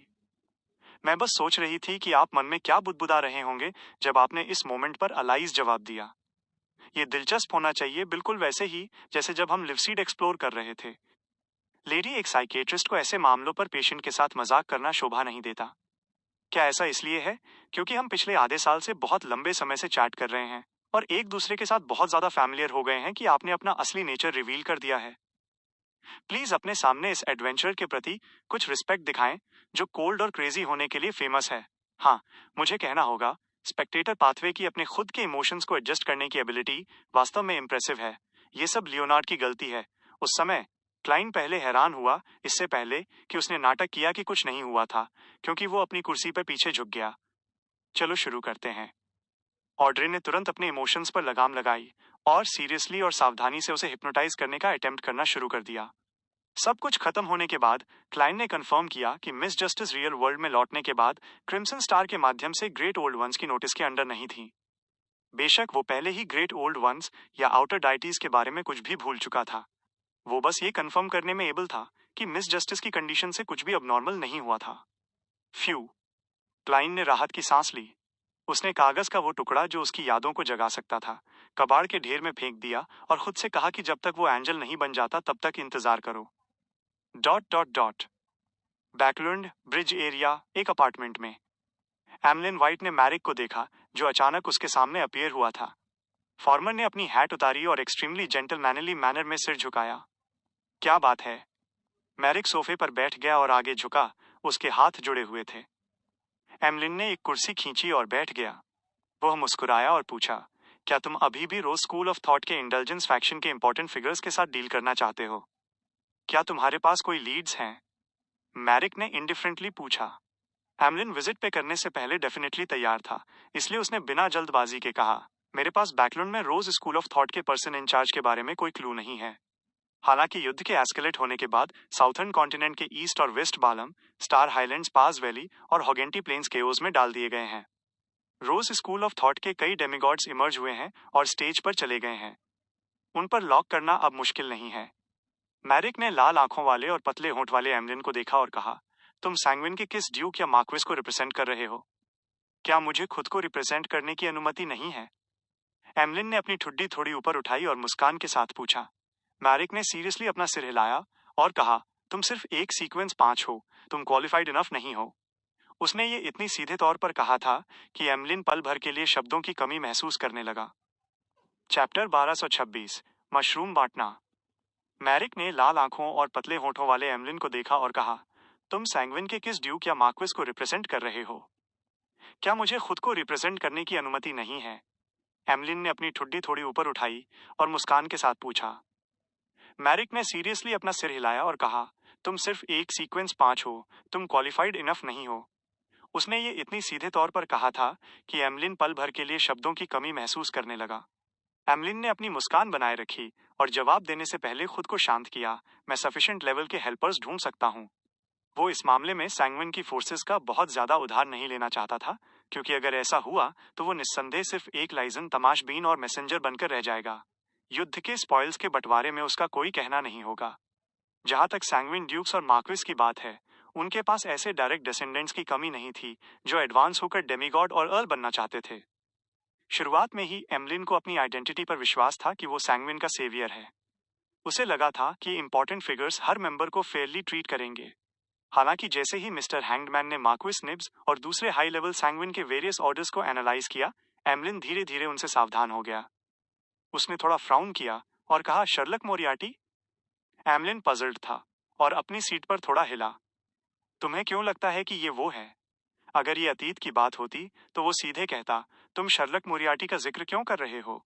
वो लगभग 2 सालों से बैकलुंड से दूर है, लेकिन अब वो मैरिक के शब्दों में छिपी इन्फॉर्मेशन को समझ सकता था। उसने सबकॉन्शियसली अपना सवाल एडजस्ट किया। इस रेत रेत की नजरों में शर्लक मोरियार्टी सिंपल नहीं है। हाँ, बिल्कुल वो सिंपल नहीं है, बोलते हुए एमलिन ने एक अंदाजा लगाया। एमलिन का सवाल सुनकर मैरिक का एक्सप्रेशन तुरंत अजीब हो गया, जैसे कि ये इस सैंग्विन विस्काउंट से उसकी पहली मुलाकात हो। उसने जल्दी से सरफेस पर अबनॉर्मैलिटी को छिपाया और बिना किसी इमोशन के कहा, हमें इस पर विचार करने की जरूरत है। मुझे उम्मीद है कि अगली बार जब हम मिलेंगे तो तुम ज्यादा कन्विंसिंग प्लान के साथ आओगे। कोई बात नहीं। एमलिन ने चुपके से राहत की सांस ली। वो तुरंत खड़ा हो गया और जेंटलमैन की तरह झुका। कम्युनिकेशन का तरीका तय करने के बाद उसने अपनी सिल्क हैट पहनी और कमरे से बाहर चला गया। अपने घर लौटते समय एमलिन अपने इनिशियल प्लान के बारे में सोचने से खुद को नहीं रोक सका। जब तक मैं रोज स्कूल ऑफ थॉट के टेम्परेंस फैक्शन के डेमिगॉड के साथ कोऑपरेटिव एग्रीमेंट पूरा कर लेता हूँ, मैं इसका यूज रेस के मार्क्विस और ड्यूक से ग्रेड एक सील्ड आर्टिफैक्ट के लिए अप्लाई करने के लिए कर सकता हूँ। इस कारण का यूज करते हुए कि ये कोऑपरेटिंग पार्टनर की इच्छा है कि वे रेस के डेमिगॉड्स को शामिल करने पर ऑब्जेक्ट करते हैं, मैं उन्हें सीधे इंटरफेयर करने से रोक सकता हूँ। हाँ, एग्रीमेंट करने के लिए मुझे मैरिक और दूसरों को कन्विंस करने के लिए पर्याप्त ताकत दिखानी होगी। मैं केवल टैरो क्लब में मिशन कमीशन कर सकता हूँ ये देखने के लिए कि क्या मैडम हर्मिट, मिस जस्टिस और मिस्टर हैंगमैन कमीशन एक्सेप्ट करने के लिए तैयार हैं। मिस मैजिशियन को भी कंसीडर किया जा सकता है। वो गैरमैन स्पैरो का प्रोजेक्शन समन कर सकती हैं। अब सबसे बड़ी समस्या ये है कि मैं पर्याप्त कंपनसेशन प्रोवाइड नहीं कर सकता। मैं केवल एडवांस या प्रॉमिस करने की कोशिश कर सकता हूँ। एक बार जब मैं अर्ल बन जाता हूँ तो मैं पेमेंट एक एक करके वापस कर दूंगा। यह ध्यान में रखते हुए एमलिन ने अचानक टैरो क्लब ज्वाइन करने के लिए थैंकफुल महसूस किया।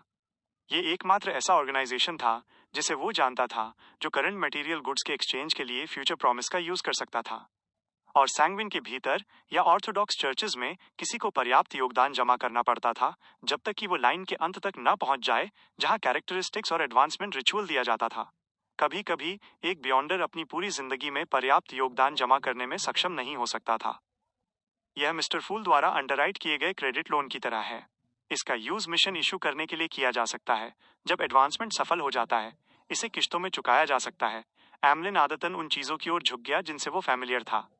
हालांकि उसने बैंक से कभी पैसा उधार नहीं लिया था, लेकिन कुछ सैंग्विन के पास ऐसे क्षेत्रों में रिच एक्सपीरियंस था और वे अक्सर अपने सर्कल्स में इसके बारे में बात करते थे। उनमें से ज्यादातर के पास एक फिक्स्ड महंगा शौक था।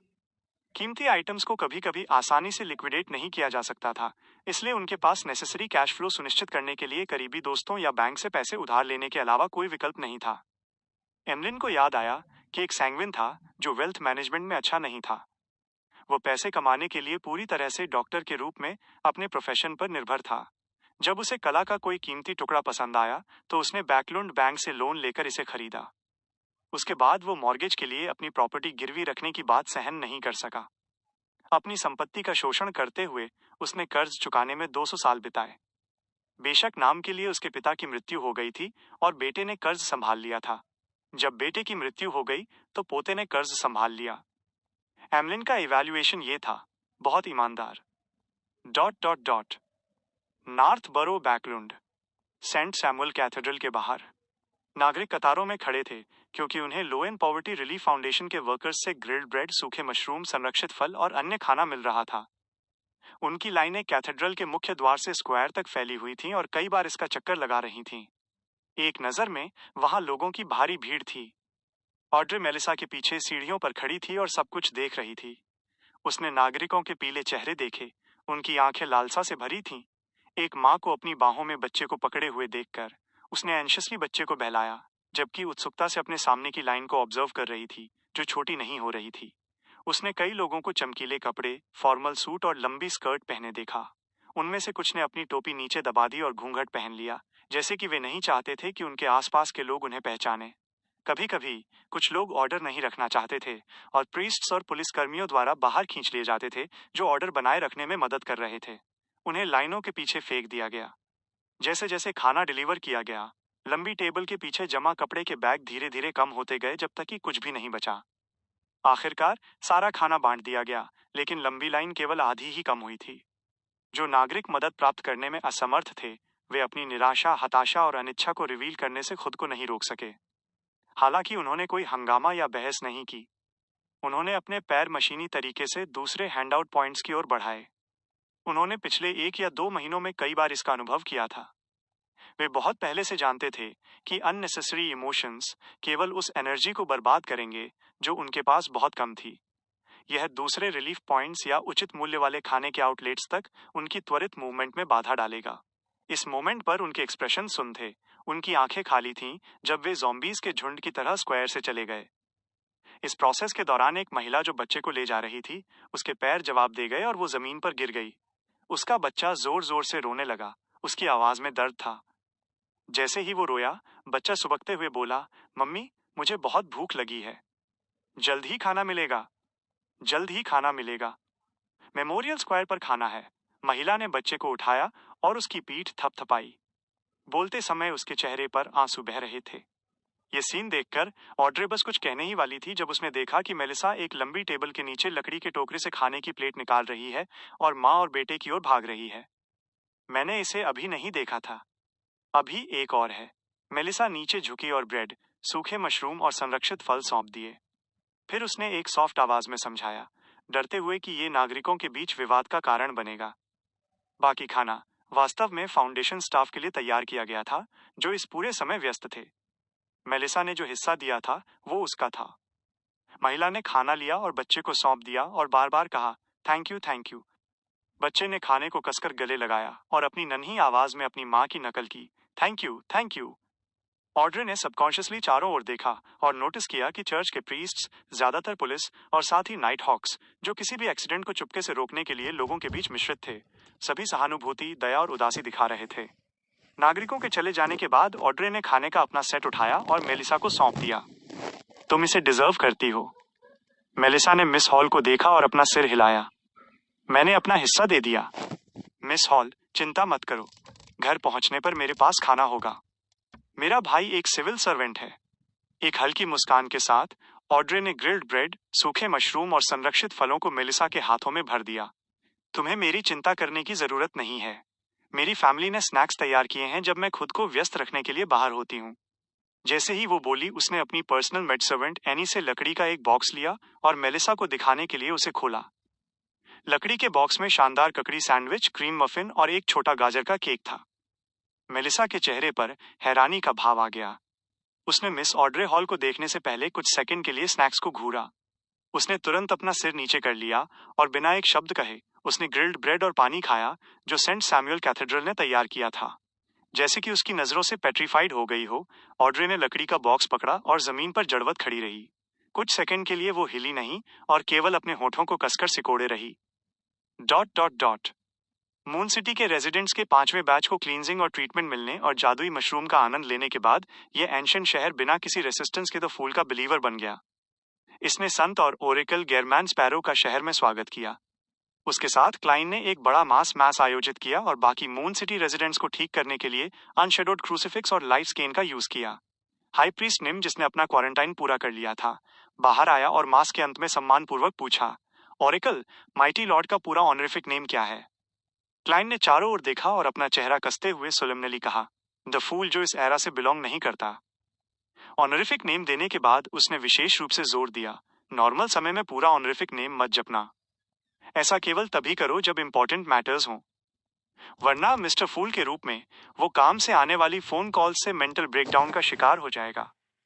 निम बिल्कुल भी सरप्राइज नहीं था, क्योंकि एंशिएंट सन गॉड भी वैसे ही थे। कुछ सोचने के बाद उसने पूछा, लॉर्ड के रिचुअल के लिए क्या आवश्यकताएं हैं? क्लाइन ने एक चार्ल्टन की तरह कॉन्फिडेंटली कहा, गॉड कहते हैं 8th कमांडमेंट, मेरी सेवा अपने दिल से करो, अपनी भेंट ऑफरिंग से नहीं। रिचुअल के लिए सबसे इंपॉर्टेंट बात पवित्र होना है, कोई और आवश्यकता नहीं है। ये बहुत सिंपल हो सकता है। आखिरकार लॉर्ड परवाह नहीं करता। ये कहने के बाद क्लाइन ने चुपचाप अपने दिल में जोड़ा।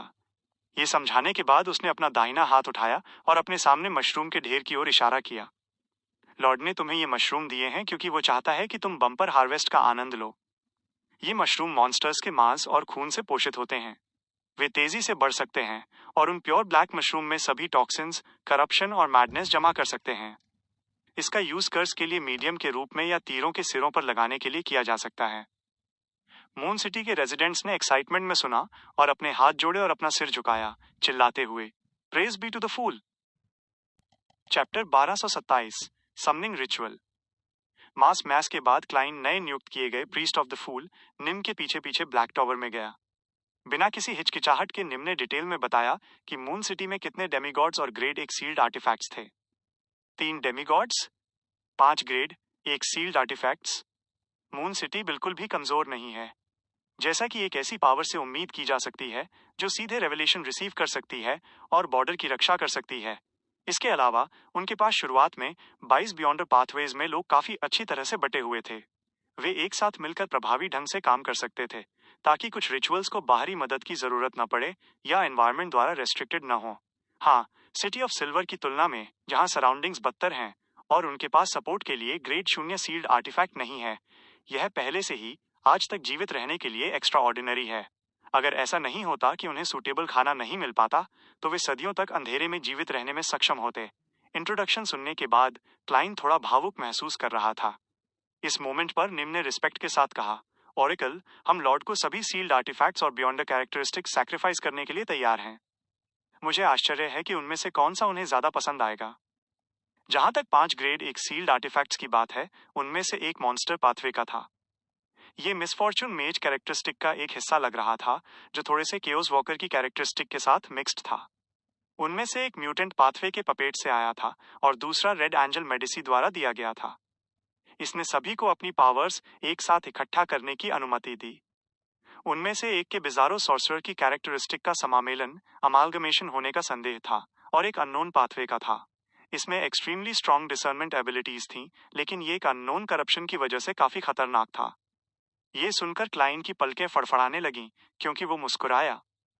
लॉर्ड की सेवा अपने दिल से करो, अपनी ऑफरिंग से नहीं।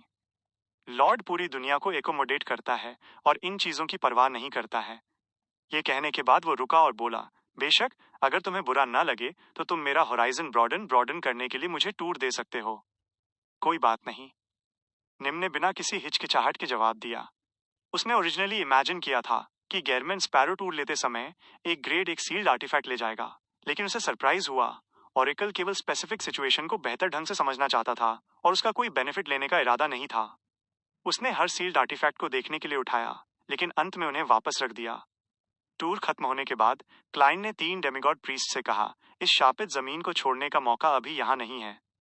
तुम्हें थोड़ी देर और इंतजार करने की जरूरत है, और मैं दूसरे सर्वाइवर्स को खोजने और लॉर्ड की लाइट फैलाने के लिए अपनी जर्नी जारी रखूंगा। हाँ, ओरेकल, निम और दूसरे प्रीस्ट्स ने बिना किसी हिचकिचाहट के जवाब दिया।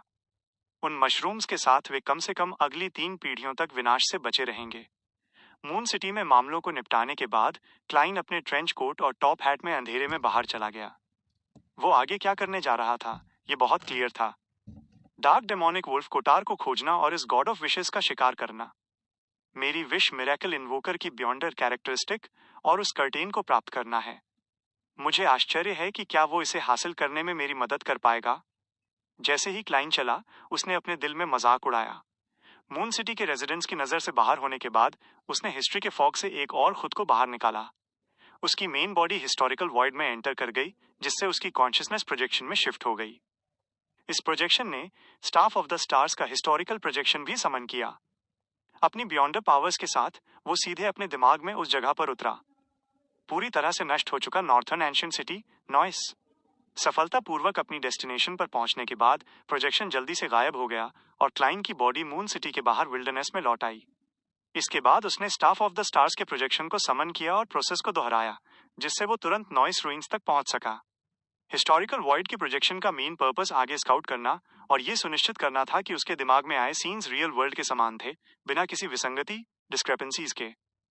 इसने स्टाफ ऑफ द स्टार्स को अपने रैंडम इफेक्ट्स क्रिएट करने से रोका। ये एक स्कॉलर ऑफ योर की सावधानी थी।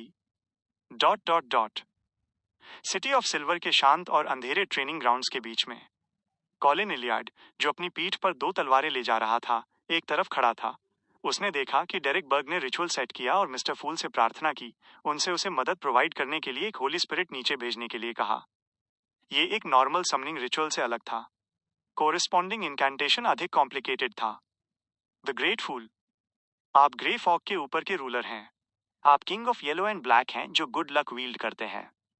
मैं आपकी लविंग ग्रेस के लिए प्रार्थना करता हूँ। मैं आपके नोटिस के लिए प्रार्थना करता हूँ। मैं कंसीलमेंट और चेंज की पावर के लिए प्रार्थना करता हूँ। मैं ग्रेट फूल के नाम पर समन करता हूँ। द होली स्पिरिट जो सब कुछ देखती है, king of yellow and black की लविंग ग्रेस, ड्रीम और माइंड से ट्रैवलर। जैसे ही जोटुन शब्द ऑल्टर पर गूंजे, मोमबत्तियों की नोक पर लपटें अचानक फैल गईं, मिस्टीरियस पैटर्न से ढका एक इल्यूसरी दरवाजा बना दिया। दरवाजा धीरे धीरे खुला और एक महिला जिसने प्योर व्हाइट ड्रेस और सिल्वर मास्क पहना था, बाहर निकली। वो वॉइड से बाहर निकली और जमीन पर चली। उसके बाल लाल थे और उसकी आंखें सुनहरी थीं। वे लिम्पिड और गहरी थीं, जैसे कि वे हर किसी के दिल के आर पार देख सकती थीं। ये जस्टिस ऑड्रे थी। उसने अपनी हाइट बदलने के लिए और अपने मेन फीचर्स को छिपाने के लिए मास्क का यूज करने के लिए का इस्तेमाल किया था। वो forsaken land of the God's, city of silver में एक स्पिरिट बॉडी के रूप में आई। वास्तव में समनिंग रिचुअल बिल्कुल भी कॉम्प्लिकेटेड नहीं था। क्लाइन ने समय से पहले ऑड्रे की स्पिरिट को ग्रे फॉग के ऊपर खींच लिया था। उसने डोर ऑफ समनिंग के एस्टैब्लिश होने का इंतजार किया, इससे पहले कि वो उसे खोलने में मदद करता, उसे गुजरने और पूरे मामले को निपटाने की अनुमति देता। इसका मतलब ये भी था कि होली स्पिरिट जो सब कुछ देखती है का description sleeping princess, the holder of the golden apple, the previous owner of the crystal slippers और justice Audrey still be able to descend में बदला जा सकता था। ये इस पर निर्भर था कि क्लाइंट ने किसे डोर ऑफ समनिंग से गुजरने की अनुमति दी थी। आखिरकार रिचुअल का की पॉइंट समनिंग के लिए द फूल के नाम का यूज करना और forsaken land of the gods के साथ कम्युनिकेट करने के लिए सेफिरा कैसल की पावर का यूज करना था। सिल्वर मास्क वाली ऑड्रे ने चुपके से अपने सराउंडिंग्स का सर्वे किया। उसने लाइटनिंग से जगमगाते आसमान, अंधेरा जो छिपे हुए खतरे को बयां करता था, और सिटी ऑफ सिल्वर के चीफ कॉलिन इलियार्ड को साइज अप किया। उसने फिर दूर देखा और लिटिल सैम की ओर सिर हिलाया। हम शुरू कर सकते हैं। जैसे ही वो बोली, वो उसकी हाइट पर आह भरने से खुद को नहीं रोक सकी। हालांकि ये टैरो गैदरिंग के दौरान देखा जा सकता था, लेकिन ये अभी भी कुछ ऐसा था जिसने उसे रियल लाइफ में मिलने पर डैज में छोड़ दिया। उसे बहुत स्पष्ट रूप से याद था कि द सन उससे कुछ साल छोटा था। लोएन के स्टैंडर्ड्स के हिसाब से वो निश्चित रूप से अभी भी अंडर एज था। उसके सरप्राइज के लिए वो 2 मीटर से ज्यादा लंबा था। इसने ऑड्रे को, जिसने अपनी हाइट बढ़ाने के लिए जानबूझकर लाई का यूज किया था, अभी भी ऊपर देखना पड़ा। बिना किसी हिचकिचाहट के डेरिक ने अपने दिमाग को रिलैक्स किया और अपनी नजर ऑल्टर पर रखे गोल्डन पोशन पर डाली। धीरे धीरे उसे थोड़ा चक्कर आने लगा, क्योंकि सीन्स अनचाहे उसके दिमाग में फ्लैश होने लगे। उसके माता पिता के सीन्स जो ताबूत के अंदर जिंदा थे। वो सिल्वर तलवार जिसने नीचे वार किया जोर से, खून जो बिखरा और उसकी आंखों को पल भर के लिए अंधा कर दिया। ये अतीत में उसके परिवार के दिल को छू लेने वाले सीन्स थे। ये सिटी ऑफ सिल्वर था जो अंधेरे में ढहने की कगार पर था। वे टीममेट्स थे जिन्होंने एक दूसरे का सपोर्ट किया और एक दूसरे की पीठ देखी। ये एल्डर्स थे जो सभी के सामने खड़े थे, स्टॉर्म को रोक रहे थे। ये बार बार होने वाले कर्स थे, वो उम्मीद जो उसने अंधेरे के बीच लाइटनिंग में देखी थी। ये एक सपना था जो 2000 से अधिक वर्षों से अस्तित्व में था। ये कुछ ऐसा था जिसके लिए लोगों की पीढ़ियां रोजाना तरसती थीं। इमोशंस जो डेरिक छोड़ने के लिए सबसे ज्यादा अनविलिंग था, वे बहुत कॉम्प्लिकेटेड थे। इसमें रियलिटी के प्रति उसका गुस्सा, अतीत का शौक, उसकी परिस्थितियों का दर्द, इतिहास का दमन और सिटी ऑफ सिल्वर को बचाने की इच्छा शामिल थी। ऑड्रे ने धीरे धीरे इन इमोशंस को अलग किया, जैसे कि उसने सिटी ऑफ सिल्वर की निराशा और उदासी का अनुभव किया हो, उनकी एकता और बलिदानों का अनुभव किया हो।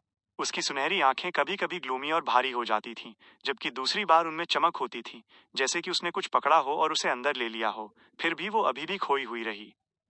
थोड़ी देर बाद उसने लाइट का 12 सफेद पंखों वाला एंजल देखा। ये मिस्टर फूल का द सन के लिए एक और रिस्पॉन्स था।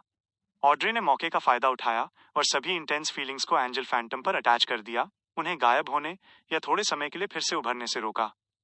ऐसा करके वे डेरिक की बॉडी से पूरी तरह अलग नहीं रहे। ये हो गया। उसने अपना मुंह नहीं खोला, बल्कि अपनी आवाज को उसके दिल में गूंजने दिया। उस मोमेंट पर डेरिक की आंखें अबनॉर्मली ठंडी हो गईं, जैसे कि वो अब नहीं जानता था कि खुशी, दुख, दर्द और डिप्रेशन क्या है। उसने अपने सामने रखा गोल्डन पोशन उठाया और उसे अपने मुंह में डाल लिया। ये एक डेमिगॉड पोशन था जो अनशेडोड क्रूसिफिक्स को चकनाचूर करने से प्राप्त हुआ था। सील्ड आर्टिफैक्ट जो एंशिएंट सन गॉड से ओरिजिनेट हुआ था, अब अस्तित्व में नहीं था। बेशक क्लाइन के लिए जो कुछ भी उसके पास एक बार था, वो यूनिवर्स की तरह एंड्योरिंग रहा। एक गर्म, वायलेंट लिक्विड डेरिक के गले से नीचे उतरा, तुरंत उसकी पूरी बॉडी को भर दिया और उसकी सोल पर कब्जा कर लिया। ब्राइट सनलाइट की किरणें उसकी बॉडी से बाहर निकली, उसकी बॉडी के करप्शन के अवशेषों और उसकी सोल के भारीपन को धो दिया। डेरिक की बॉडी प्योर और क्लियर हो गई, प्योर लाइट से बने होली स्पिरिट की तरह। उसकी सेल्फ अवेयरनेस और इमोशंस प्योरीफाई और रिपेल हो रहे थे। उसे केवल सन की प्रशंसा करने की इंस्टिंक्ट होने में ज्यादा समय नहीं लगेगा। इस मोमेंट पर ऑड्रे ने अब उन स्ट्रॉन्ग इमोशंस को एंजल प्रोजेक्शन से अटैच नहीं रहने दिया जिन्हें उसने उससे अलग किया था। उसने उन्हें वापस लिटिल सन की ओर गाइड किया।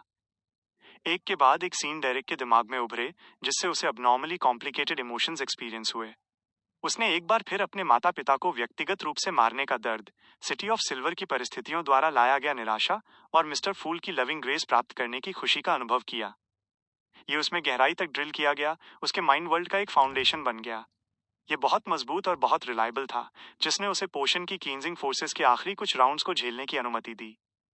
आखिरकार डेरिक ने अपनी आंखें खोलीं, ये प्योर वाइट थीं।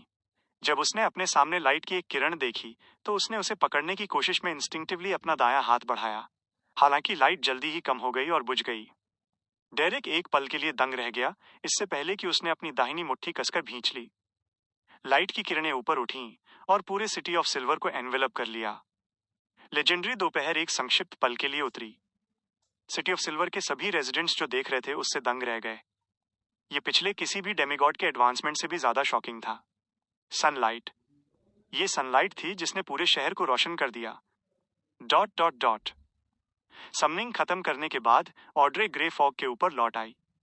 उस मोमेंट पर ऐसा लग रहा था जैसे क्लाइन हवा से आती अनगिनत इल्यूस्ट्री आवाजें सुन सकता था। वे असली प्रशंसाओं प्रेजेस के साथ मिश्रित थीं, उसे घेर रही थीं और उसे एंकर कर रही थीं। Chapter 1228 wishes. The world gammon sparrow के रिस्पॉन्स का इंतजार किए बिना ऑड्री, जो अपना पोस्चर बनाए हुए थी, ने धीरे से कुछ शब्द कहे। Heaviness, pen, Shem. क्लाइन ने बिना कोई कमेंट किए चुपचाप सुना जो मिस जस्टिस ने कहा। इसके बजाय उसने जेंटल टोन में पूछो जो ड्वेन डांटेस की इमेज के करीब था, तुम अचानक ऐसा टेस्ट क्यों करना चाहती हो? ये कोई टेस्ट नहीं है। ऑड्री ने अपना सिर हिलाया।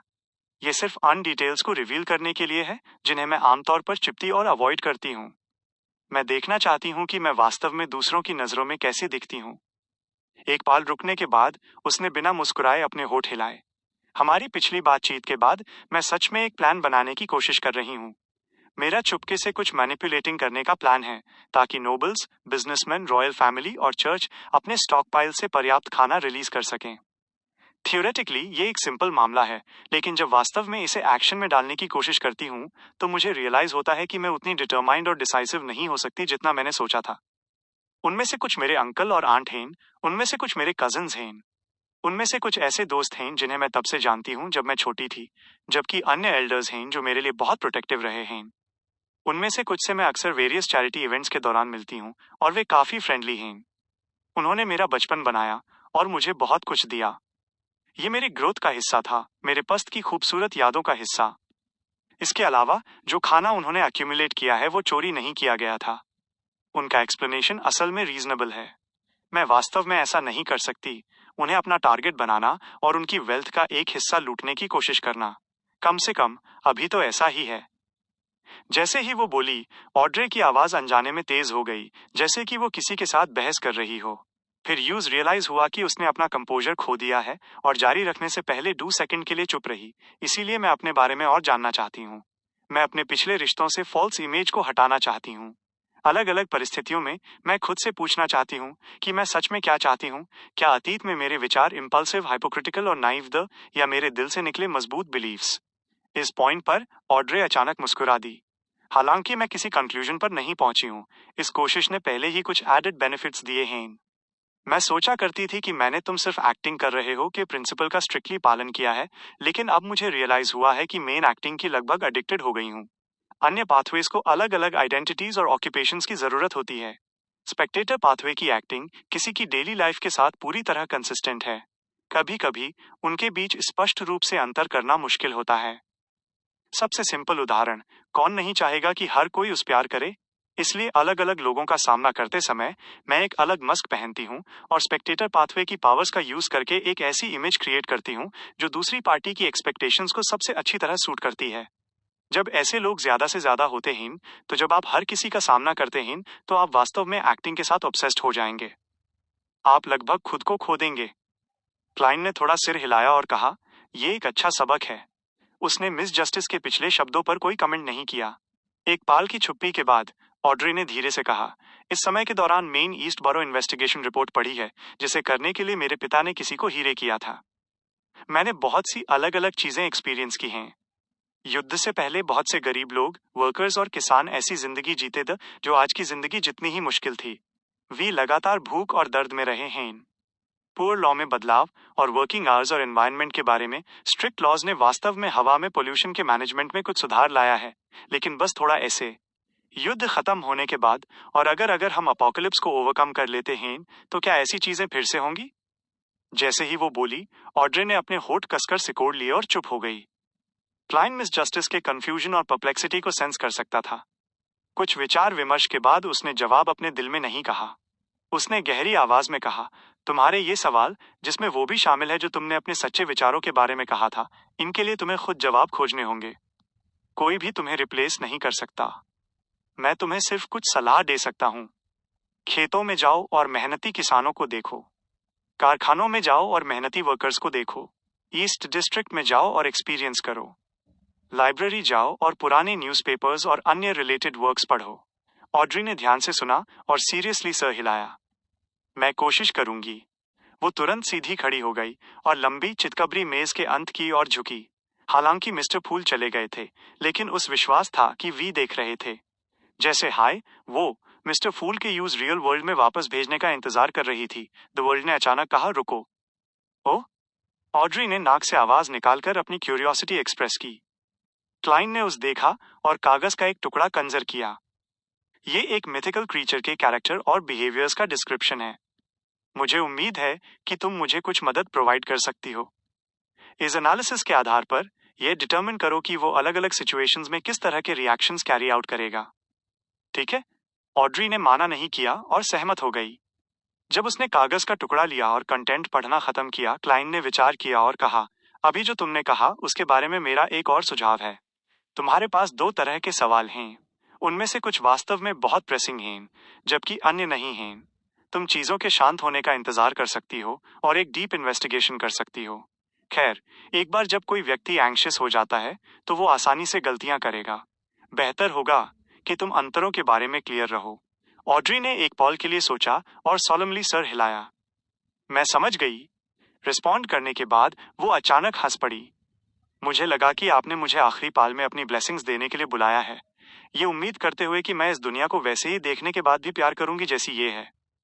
क्लाइन पहले हैरान हुआ, फिर उसने मुस्कान के साथ पूछो, लगता है तुमने एम्परर रोजेल के बहुत सारे नॉवेल्स पढ़े हैं।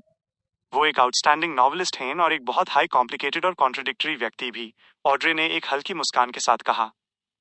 क्लाइन ने ना के बराबर सिर हिलाया और धीरे से बोला, अगर मैं तुम्हें अपनी ब्लेसिंग्स देना चाहता तो मैं वो नहीं कहता। मैं कहता, मुझे उम्मीद है कि तुम अपने परिवार और दोस्तों को वैसे ही देखने के बाद भी प्यार करोगी जैसे वे हैं। ऑड्री हैरान रह गई क्योंकि उसके होंठ कांपने लगे, जैसे कि वो शब्दों को दोहरा रही हो। कुछ सेकंड्स के बाद उसने अपनी आंखें बैंड कर लें और थोड़ी भारी आवाज में कहा, thank you. Dot dot dot. Sonia sea Rorsted archipelago के पानी में। ब्लू एवेंजर ने एक पायरेट फ्लीट को यूएस बैटलफील्ड के माध्यम से लीड किया जो युद्ध से बर्बाद हो गया था। अचानक एक विशाल आग का गोला कहीं से नहीं उड़ता हुआ आया। इंटरट्वाइंड सिल्वर बीम्स ने समुद्र के सरफेस को अलग कर दिया, एक ऐसा रास्ता बनाते हुए जो ओरिजिनली एग्जिस्ट नहीं करता था। दोनों तरफ विशाल लहरों से घिरा हुआ, ये सीधा ब्लू एवेंजर की तरफ इशारा कर रहा था। एल्जर विल्सन जो बो पर खड़ा था, उसने ये सीन देखने पर बिना एक्सप्रेशन बदले अपना डायन हाथ उठाया। अचानक एक वायलेंट तूफान आया जिसने एज़्योर ब्लू समुद्र के पानी को ऊपर उठाया और सिल्वर रेज को ऊपर की ओर घुमाया, एक लंबे सांप की तरह जो आसमान में शूट हुआ, विशाल आग के गोले से टकराया। बूम! पानी बारिश की तरह नीचे गिरा। एल्जर ने तुरंत एक बैटलशिप पर लॉक किया, अपना मुंह खोला और एक गुस्से वाली दहाड़ निकाली। एक बूम के साथ नाव अचानक एक क्रूर लहर द्वारा हवा में उठा दी गई। इस मौके का फायदा उठाते हुए ब्लू एवेंजर की तोपों ने ऑटोमेटिकली फायर किया, क्योंकि साल्वोस की एक सीरीज लगातार गूंज जेटीआई रही। यह रियलाइज करते हुए कि दूसरी पार्टी के वर्शिप पर मौजूद बियॉन्डर आग के गोले के डेटोनेशन के फोर्स का उस करके जहाज को साइडवेज ड्रिफ्ट करने देने की कोशिश कर रहा था। एल्जर ने अचानक अपना डायन हाथ नीचे खींच लिया। सिल्वर लाइटनिंग का एक मोटा बोल्ट नीचे गिरा, बियॉन्डर की बॉडी को जला दिया क्योंकि वो लगातार कांप रहा था। बूम! बूम! बूम! जैसे ही आर्टिलरी के गोले अपने टारगेट पर लगे, जहाज हवा में ही बिखर गया। आसपास एल्जर थोड़ा डेज्ड महसूस कर रहा था। वो अपने दाहिने हाथ को नीचे देखने से खुद को नहीं रोक सका। ये एक कैटेक्लिज्मिक इंटरर की पावर है। एक डेमीगॉड होना कैसा लगता है? उसने अपने सेंसेस को वापस पाने के लिए जल्दी से वापस आने से पहले एक नशे की लत वाले तरीके से अपने दिल में आह भरी। उसने दुश्मन का पीछा करने के लिए ब्लू एवेंजर को प्राप्त किया। 1 घंटे बाद इंटेंस सी बैटल खत्म हो गई। लोइन की साइड ने एक बार फिर रोस्टेड आर्किपेलागो को सिक्योर कर लिया था। एल्जर काफी अच्छे मूड में था। ब्लू एवेंजर पर पोर्ट पर लौटने के बाद उसने सेलर्स को नीचे बुलाया और अन्य कुछ बर्स में से एक की ओर बढ़ा जो अभी भी बिजनेस के लिए खुले था। लोइन ने पहले हाई वॉर टाइम के दौरान अल्कोहल पर बंद जारी कर दिया था ताकि फूड रैशनिंग की कोशिशों में मदद मिल सके, लेकिन सेलर्स के लिए अल्कोहल इंडिस्पेंसिबल था। इसलिए church of the Lord of storms द्वारा कंट्रोल किए जाने वाले इस एरिया में पाबंदियां बहुत स्ट्रिक्ट नहीं थीं। इसके अलावा रोस्टेड आर्किपेलागो में बहुत सारी उपज थी और बहुत ज्यादा लोग नहीं थे। शिपिंग लाइंस कंट्रोल में थीं, इसलिए उनकी फूड सप्लाई बाधित नहीं हुई थी। कुछ दूरी तक चलने के बाद आल्जर की गेज अचानक जम गई।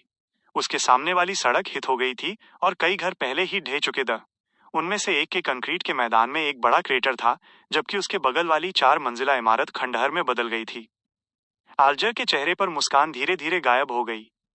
Dot dot dot. सोमवार दोपहर 3 बजे बैकलैंड टाइम। लंबी ब्रॉन्ज टेबल के दोनों तरफ से डार्क रेड बीम्स ऊपर उठी, धुंधले फिगर्स में बदल गईं।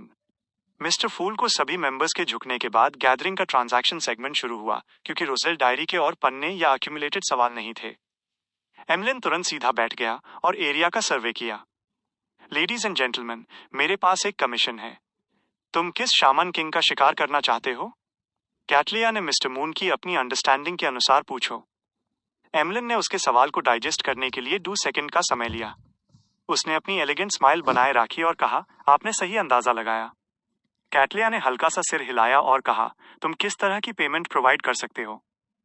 एमलिन एक बार फिर शब्दों की कमी महसूस करने लगा जो उसने कहने के लिए तैयार किया था, उस लेकर थोड़ा शर्मिंदा था।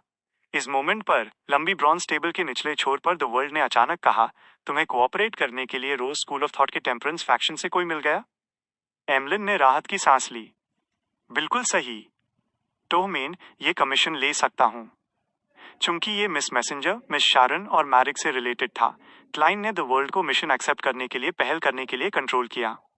बेशक इसके लिए एक सर्टेन मीडियम की जरूरत है। एमलिन को जवाब देने का इंतजार किए बिना उसने गहमन स्पैरो को मिस मैजिशियन की ओर देखने के लिए कहा, एडवांस में कुछ तैयारियां कर लो। फोर्स, जो पूरी चीज को एक परफॉर्मेंस की तरह होते देख रही थी, उसके चेहरे पर एक ब्लैंक लुक था। Chapter 1229 collective wisdom. ये देखकर कि मिस मैजिशियन ने अभी तक कोई रिएक्शन नहीं दिया है, क्लाइन ने द वर्ल्ड से आगे कहलवाया, तुम्हें वहां मौजूद रहने की जरूरत नहीं है। बस मेरे हिस्टोरिकल प्रोजेक्शन को पहले ही समन कर लेना, ठीक है? फोर्स ने जल्दी से सिर हिलाया। उस पल, क्योंकि गैरमन स्पैरो ने उसका मिशन एक्सेप्ट कर लिया था, एमलिन साफ तौर पर रिलैक्स्ड हो गया। उसे पता था कि इसका मतलब है कि सफलता का रेट बहुत बढ़ गया है। अगले ही सेकंड द वर्ल्ड ने उसकी ओर देखा और भारी आवाज में पूछा, तुम किस तरह की पेमेंट प्रोवाइड कर सकते हो? एमलिन 2 सेकंड के लिए चुप रहा, फिर अपनी नजरें थोड़ी ऊपर उठाते हुए बोला, एक बार जब मैं शमन किंग बन जाऊंगा तो मैं इसी तरह के मामलों पर एक फ्री प्रॉमिस दूंगा। साथ ही मुझे केवल शमन किंग की बियॉन्डर कैरेक्टरिस्टिक चाहिए।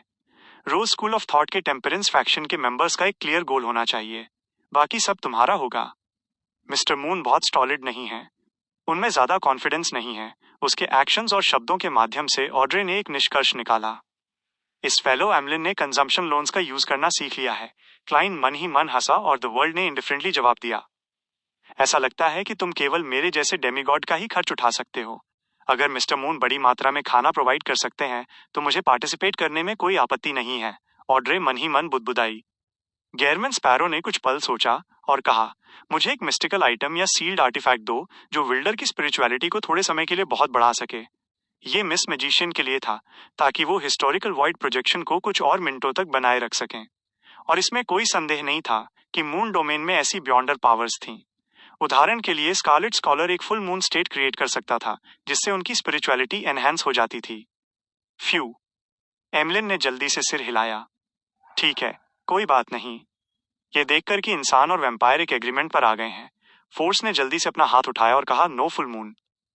इस तरह अपनी स्पिरिचुअलिटी के एनहांसमेंट को इग्नोर करते हुए वो लकी मानी जाएगी अगर वो मौके पर ही नहीं मरी। आखिरकार सीक्वेंस जितना ऊंचा होगा, मिस्टर डोर की रेविंग्स उतनी ही साफ सुनाई देंगी। फोर्स बहुत पहले ही सीक्वेंस 6 स्क्राइब से सीक्वेंस 5 ट्रैवलर बन चुकी थी। एमलिन को मिस मैजिशियन के फुल मून कर्स के बारे में भी पता था, इसलिए उसने कोई सवाल नहीं किया। उसने संक्षेप में स्वीकार किया, ये इंडिकेट करते हुए कि उसने नोट कर लिया है। इस मोमेंट पर एल्गर, जो बगल में पूरा ट्रांजैक्शन सुन रहा था, उसने सोच विचार करते हुए कहा, हालांकि रोज स्कूल ऑफ थॉट के बियॉन्डर्स आसानी से अपने इमोशंस और इंस्टिंक्ट्स द्वारा कंट्रोल किए जाते हैं, इसका मतलब ये नहीं है कि उनके दिमाग उनके ज़ॉम्बिफिकेशन के साथ गायब हो गए हैं। अगर वे चले भी गए हैं तो भी उनके पास मून डोमेन के मेंबर्स हैं। चूंकि उनके डेमीगॉड्स सीधे साउदर्न कॉन्टिनेंट के वॉर में शामिल थे और अपनी लोकेशंस एक्सपोज कर चुके हैं, वे सैंग्विन और टेम्परेंस फैक्शन के हमले की पॉसिबिलिटी को खारिज नहीं करेंगे। मुझे विश्वास है कि उनके जाल बिछाने का हाई चांस है। सही कहा। लियोनार्ड ने सहमति जताई। कई डॉसियर्स इंडिकेट करते हैं कि हालांकि रोज स्कूल ऑफ थॉट के बियॉन्डर्स खून खराबे, क्रूरता और डिजायर्स में लिप्त होने के लिए जाने जाते हैं, वे अभी भी बहुत सावधानी से काम करते हैं। उनके एक्शंस एक सर्टेन चालाकी और सिनिस्टरनेस दिखाते हैं। जियो ने अपनी दोस्त की ओर देखा और कहा, मैंने 2 महीने पहले रोज स्कूल ऑफ थॉट से जुड़े एक सुपरनैचुरल इंसिडेंट का सामना किया था। टारगेट ऑब्वियसली धोखा खा गया था और जाल में फंस गया था। द वर्ल्ड गेयरमैन स्पैरो ने ध्यान से सुना और फिर एमलिन से कहा, तुम्हारा टारगेट कौन सा शमन किंग है? एमलिन ने कुछ नहीं छिपाया। वो शमन किंग जिसने ईस्ट बालम की नॉर्थोलाइट काउंटी से नेटिव्स को लोएन की मेन कॉलोनियल सिटी पर हमला करने के लिए लीड किया। ये सुनकर क्लाइन के दिमाग में एक विचार आया। ऐसा लगता है कि मदर ट्री ऑफ डिजायर नहीं चाहती कि गॉडेस डेथ पाथवे की यूनिकनेस को कंट्रोल करें। वो नेटिव्स को ड्राइव कर रही थी और साउदर्न कॉन्टिनेंट में चर्च ऑफ एवरनाइट के फंडामेंटल फेथ को हिलाने के लिए वॉर का यूज कर रही थी। जैसे ही ये विचार उसके दिमाग में आया, उसने द वर्ल्ड गेयरमैन स्पैरो को एमलिन की ओर देखने और चकल करने के लिए कहा, तो मेरा टारगेट दूसरा शमन किंग होगा। इसका तुम्हारे ऑपरेशन से कोई लेना देना नहीं है। उसे बहुत ज्यादा डायरेक्ट होने की जरूरत नहीं थी। एमलिन, कैटलिया और बाकी लोग जल्दी ही उसका प्लान समझ गए। ये एक सिंपल प्लान था। गेयरमैन स्पैरो दूसरे शमन किंग का शिकार करेगा और रोज स्कूल ऑफ थॉट की छिपी हुई फोर्सेस को अट्रैक्ट करने के लिए एक जाल में कदम रखने की पहल करेगा। और उस मोमेंट पर द मून और रोज स्कूल ऑफ थॉट का टेम्परेंस फैक्शन असली टारगेट पर हमला करने का मौका लेंगे। क्या ये बहुत खतरनाक नहीं है? एमलिन ने सबकॉन्शियसली जवाब दिया। खतरा बेशक गेयरमैन स्पैरो के लिए था जो जाल में चल रहा होगा। द वर्ल्ड गेयरमैन स्पैरो ने बहुत शांति से जवाब दिया, यह सिर्फ एक हिस्टोरिकल प्रोजेक्शन होगा। अगर वो मरता है तो मरने दो। ऐसा जवाब सुनकर एमलिन, लियोनार्ड और टैरो क्लब के अन्य मेंबर्स समझ नहीं पा रहे थे कि रिस्पॉन्स के रूप में क्या एक्सप्रेशन दिखाएं। यह अज्ञात था कि क्या उन्हें इस फैक्ट पर रिफ्लेक्ट करना चाहिए कि सीक्वेंस 3 डेमिगॉड्स अलग थे, या स्कॉलर्स ऑफ योर के पास ऐसी बियॉन्डर पावर्स होने पर ईर्ष्या करनी चाहिए।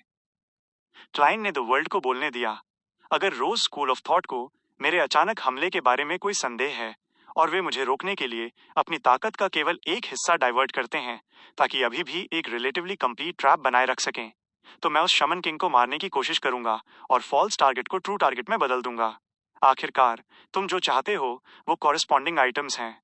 तुम्हें परवाह नहीं है कि ओरिजिनल ओनर कौन है। एक सिंपल लेकिन इफेक्टिव प्लान की पॉइंट ये है कि गेयरमैन स्पैरो के पास एक ऐसी ताकत है जो उसकी लिमिट से एक्सीड करती है, एक ऐसी ताकत जो एक एंजल का सामना करते समय भी रेसिस्टेंस दिखा सकती है। ऑड्रे ने उससे सीरियसली सीखा और मन ही मन इवैल्यूएट किया। एमलिन को अब कोई संदेह नहीं था। कुछ सोचने के बाद उसने कहा, ऑफिशियल ऑपरेशन से पहले डिटेल्स को फाइनलाइज करने के लिए मुझे Rose school of thought temperance faction के मेंबर्स से मिलना होगा। द वर्ल्ड गेयरमैन स्पैरो ने सिर हिलाया और कहा, इसके लिए अरेंजमेंट्स करो।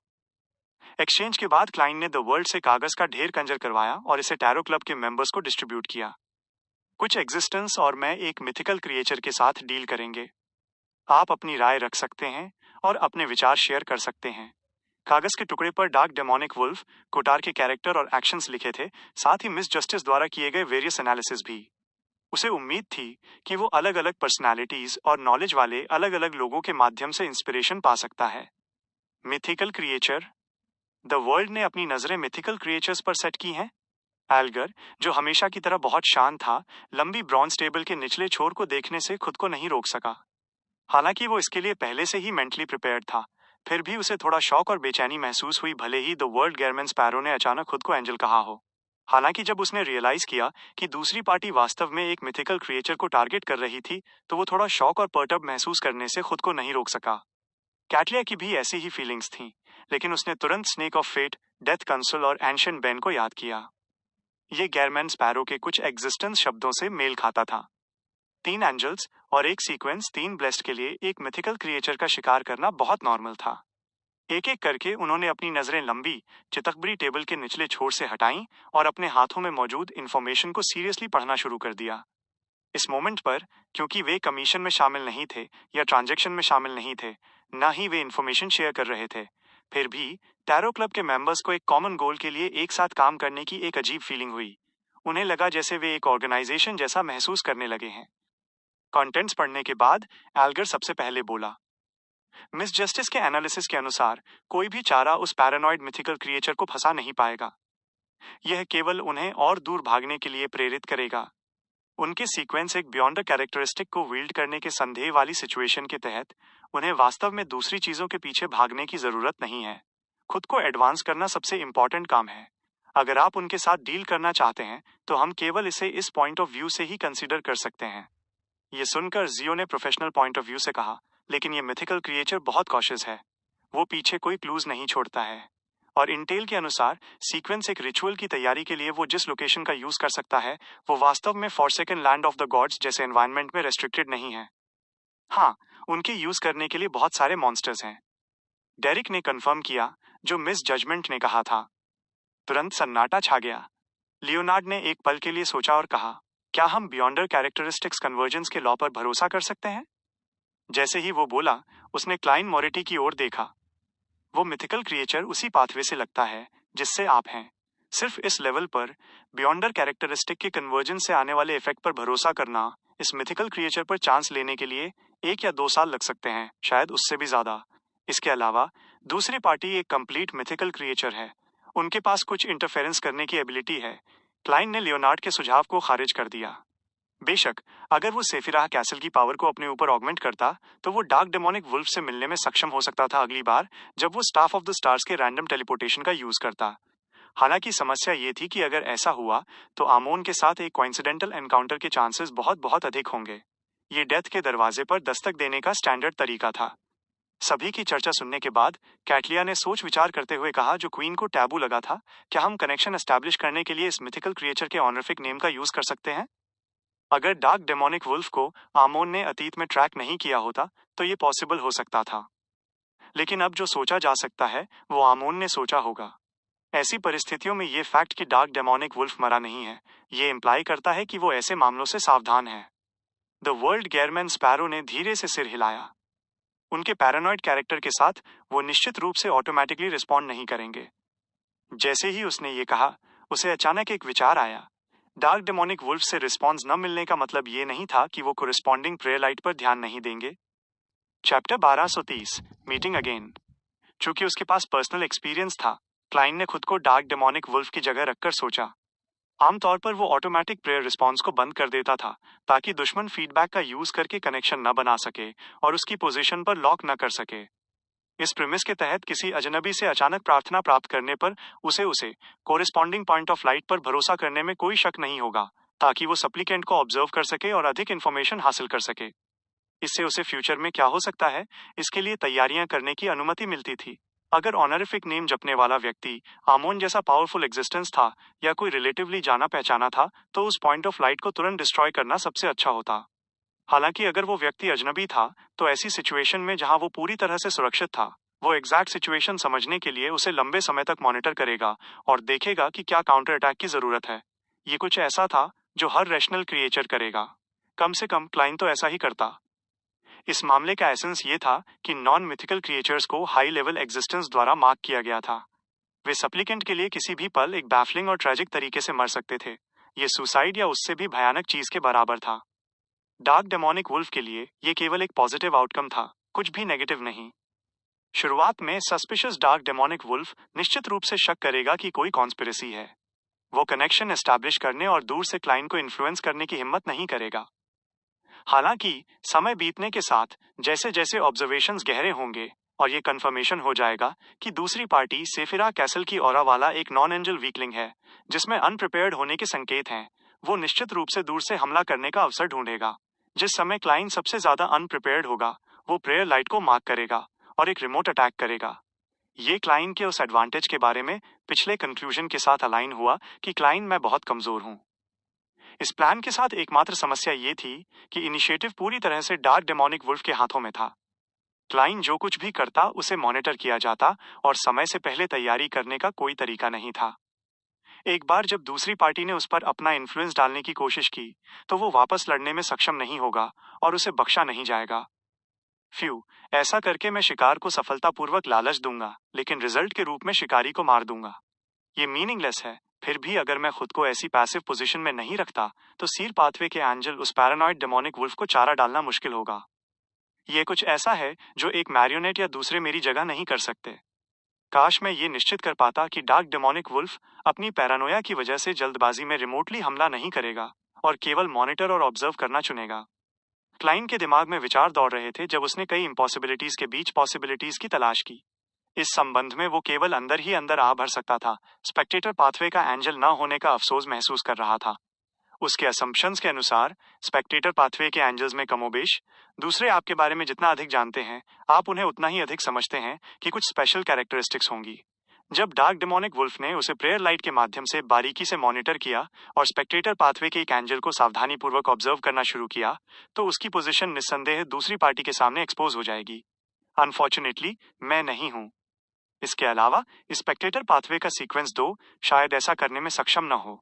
मैं केवल ये निश्चित कर सकता हूं कि एक सीक्वेंस 1 में ये स्पेशल ट्रेट है, हिस्ट्री के फॉग से 008 को समन करना। नहीं, चलिए इस बारे में बात नहीं करते कि क्या मैं ग्रॉसलेस ट्रैवल्स के बिना उस क्विल को समन कर सकता हूं।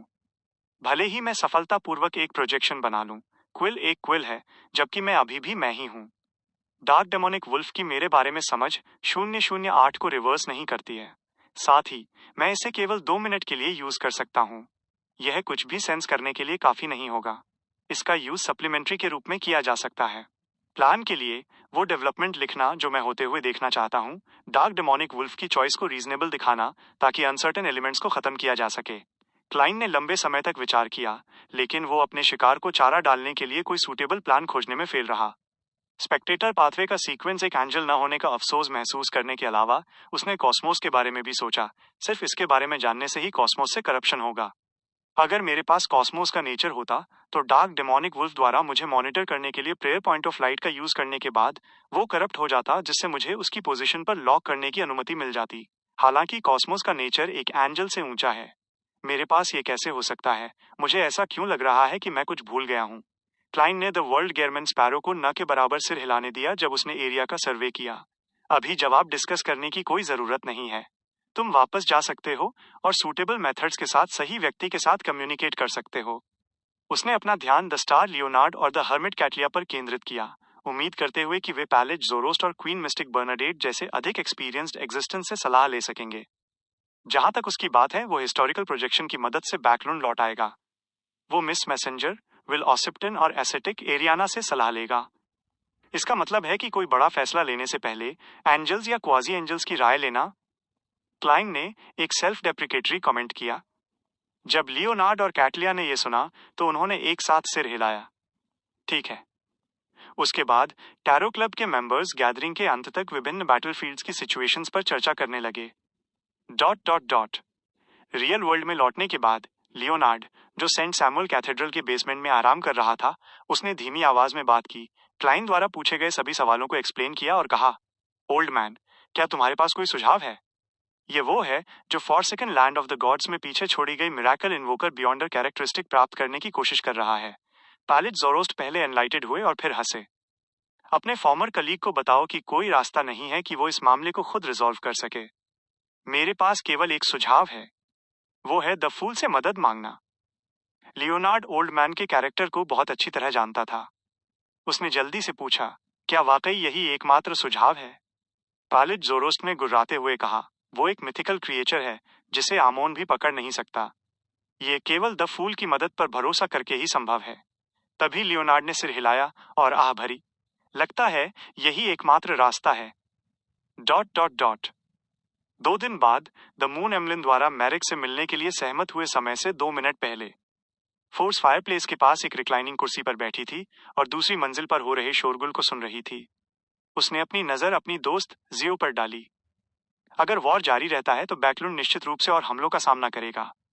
क्या तुम वास्तव में अपनी माँ और भाई को आसपास के गांवों में इवैक्यूएट करने नहीं वाली हो? जियो के छोटे हल्के सुनहरे बाल एसिमेट्रिकल फैशन में बटे हुए थे और बड़े करीने से कंघी किए गए थे। पिछले साल की तुलना में वो अधिक सीरियस दिख रही थी और उसमें एक एडजुडिकेटर का बेरिंग था। वो नाइट्स के ऑर्डर को लीड करने वाले हाई रैंकिंग नाइट की तरह थी। उसने हिचकिचाते हुए कहा, आसपास के गांवों में आबादी अपनी लिमिट तक पहुंच गई है। इसके अलावा मुझे अभी भी MI9 से पर्याप्त खाना मिल सकता है। यह कहने के बाद वो रुकी और बोली, अगर वॉर की लपटें वास्तव में बैकलून तक पहुंचती हैं, तो उन्हें इंटिस और फेनापोर्टर ले जाना ट्रैवलिंग के जरिए। लगता है यही एकमात्र रास्ता है। जैसे ही फोर्स इंटिस में कुछ दिन पहले खाना खरीदने के मामले का जिक्र करने वाली थी, उसने अचानक अलार्म बजते हुए सुना। वो कांप उठी और अचानक सीधी बैठ गई। उसने अपना दायां हाथ बढ़ाया, जिसमें लाल धागा बंधा था और हवा में पकड़ लिया। उसका हाथ डूब गया और उसने गेयरमैन स्पैरो को बाहर निकाला, जिसने सिल्क टॉप हैट और बिना चश्मे के ब्लैक ट्रेंच कोट पहना था। कोल्ड एडवेंचरर की आंखें घूमी और कॉन्शियसनेस हासिल की, जिससे मिस मैजिशियन को खर्च होने वाली स्पिरिचुअलिटी की मात्रा कम हो गई। उसने धीरे से सिर हिलाया और अपने बाएं हाथ के दस्ताने को ट्रांसपेरेंट बना दिया। 1 सेकंड से भी कम समय में गेयरमैन स्पैरो टेलीपोर्ट होकर फोर्स और जियो के किराए के अपार्टमेंट से गायब हो गया। फोर्स एक पल के लिए दंग रह गई, इससे पहले कि उसके मुंह के कोने थोड़े फड़फड़ाए। वो जियो की ओर मुड़ी और बोली, मुझे लगता है कि मैं बस एक टूल हूं। Dot dot dot. आसमान पहले ही काला हो चुका था, लेकिन स्ट्रीट लैंप्स नहीं जले थे। केवल क्रिम्सन मून ने पूरे शहर को रोशन किया। जब क्लाइन एग्रीड जगह पर पहुंचा तो उसने चारों ओर देखा और असामान्य रूप से ठंडी सड़कें, दीवारों पर जलने के निशान और थोड़ी ही दूर पर ढह गई इमारतें देखीं। उसने जो देखा उसके आधार पर बैकलुंड वीरान और जर्जर था। शहर में बारूद की गंध भी आ रही थी। इस मोमेंट पर एमलिन वाइट एक गली से बाहर निकला और क्रेजी एडवेंचरर की ओर सिर हिलाया। गेयरमैन स्पैरो के इंस्ट्रक्शंस के अनुसार उसने एक शब्द भी नहीं कहा और न ही झुका। गेयरमैन स्पैरो के पास जो भी कीमती समय था, उसमें किसी भी देरी को रोकने के लिए वो उसे पास के एक घर में ले गया और दरवाजे पर लयबद्ध तरीके से नॉक किया। चरमराहट के साथ दरवाजा अपने आप खुल गया, एक अंधेरे एनवायरनमेंट को रिवील करते हुए जो धुंधली चांदनी से ढका हुआ था। जिस पल एमलिन और क्लाइन ने एंटर किया, उन्होंने सफेद शर्ट और काली बनियान पहने मैरिक को सोफे पर बैठे देखा। उनके पीछे का दरवाजा ऐसा लगा जैसे उसमें अपनी जान हो, क्योंकि वो जोर से बंद हो गया। उस पर एक नजर डालने के बाद एमलिन मुस्कुराया और उसकी ओर इशारा किया। ये मेरे पार्टनर हैं, मिस्टर गेयरमैन स्पैरो। जैसे ही उसने बोलना खत्म किया, उसे अचानक एहसास हुआ कि मैरिक उसे जिस तरह देख रहा था वो और भी अजीब था, जैसे कि वो किसी बेवकूफ को एग्जामिन कर रहा हो। लंबे समय बाद मिले। मैरिक तुरंत खड़ा हो गया, अपना हाथ अपनी छाती पर दबाया और शर्लक मोरियार्टी के सामने झुक गया। चूंकि दूसरी पार्टी शर्लक मोरियार्टी की इमेज में अपीयर नहीं हुई थी, इसलिए वो निश्चित रूप से ऐसे मामलों का जिक्र करने की पहल नहीं करेगा। लंबे समय बाद मिले। क्लाइन ने अपनी टोपी उतारी और एरिया का सर्वे किया। मिस श्रॉन, प्लीज डिस्कशन के लिए बाहर आएं। मेरे पास सीमित समय है। बोलते हुए उसने एक सिल्वर एडवेंचरर का हारमोनिका निकाला और उसमें फूंक मारी। एक डार्क और कॉम्प्लिकेटेड लंबी ड्रेस पहने हुए एक फिगर, जिसके हाथ में 4 सुनहरे लाल आंखों वाले सिर थे, वॉइड से बाहर निकली। हारमोनिका के हिस्टोरिकल प्रोजेक्शन द्वारा समन किया गया मैसेंजर एक ऑब्जेक्टिव एग्जिस्टेंस था। इसने फोर्स की स्पिरिचुअलिटी बर्डन को नहीं बढ़ाया। उसी समय मैरिक ने सिर हिलाया और कहा, ठीक है। उसने अपनी नजर कमरे के दूसरी तरफ हाई स्टूल पर डाली। एमलिन ने डैज में रेत को देखा, फिर गेयरमैन स्पैरो और उसके द्वारा समन किए गए स्पिरिट वर्ल्ड क्रिएचर को। किसी कारण से उसे लगा कि उसे ऑस्ट्रेसाइज कर दिया गया है और वो यहाँ का नहीं है। और उस हाई स्टूल पर एक फिगर जल्दी से आउटलाइन हो गया। उसकी स्किन एक गुड़िया की तरह गोरी थी और उसने एक एक्सक्विजिट ब्लैक रीगल ड्रेस और उसी रंग का एक छोटा बोनेट पहना था। उसके सुनहरे बाल और नीली आंखें रंग में थोड़ी पीली थीं।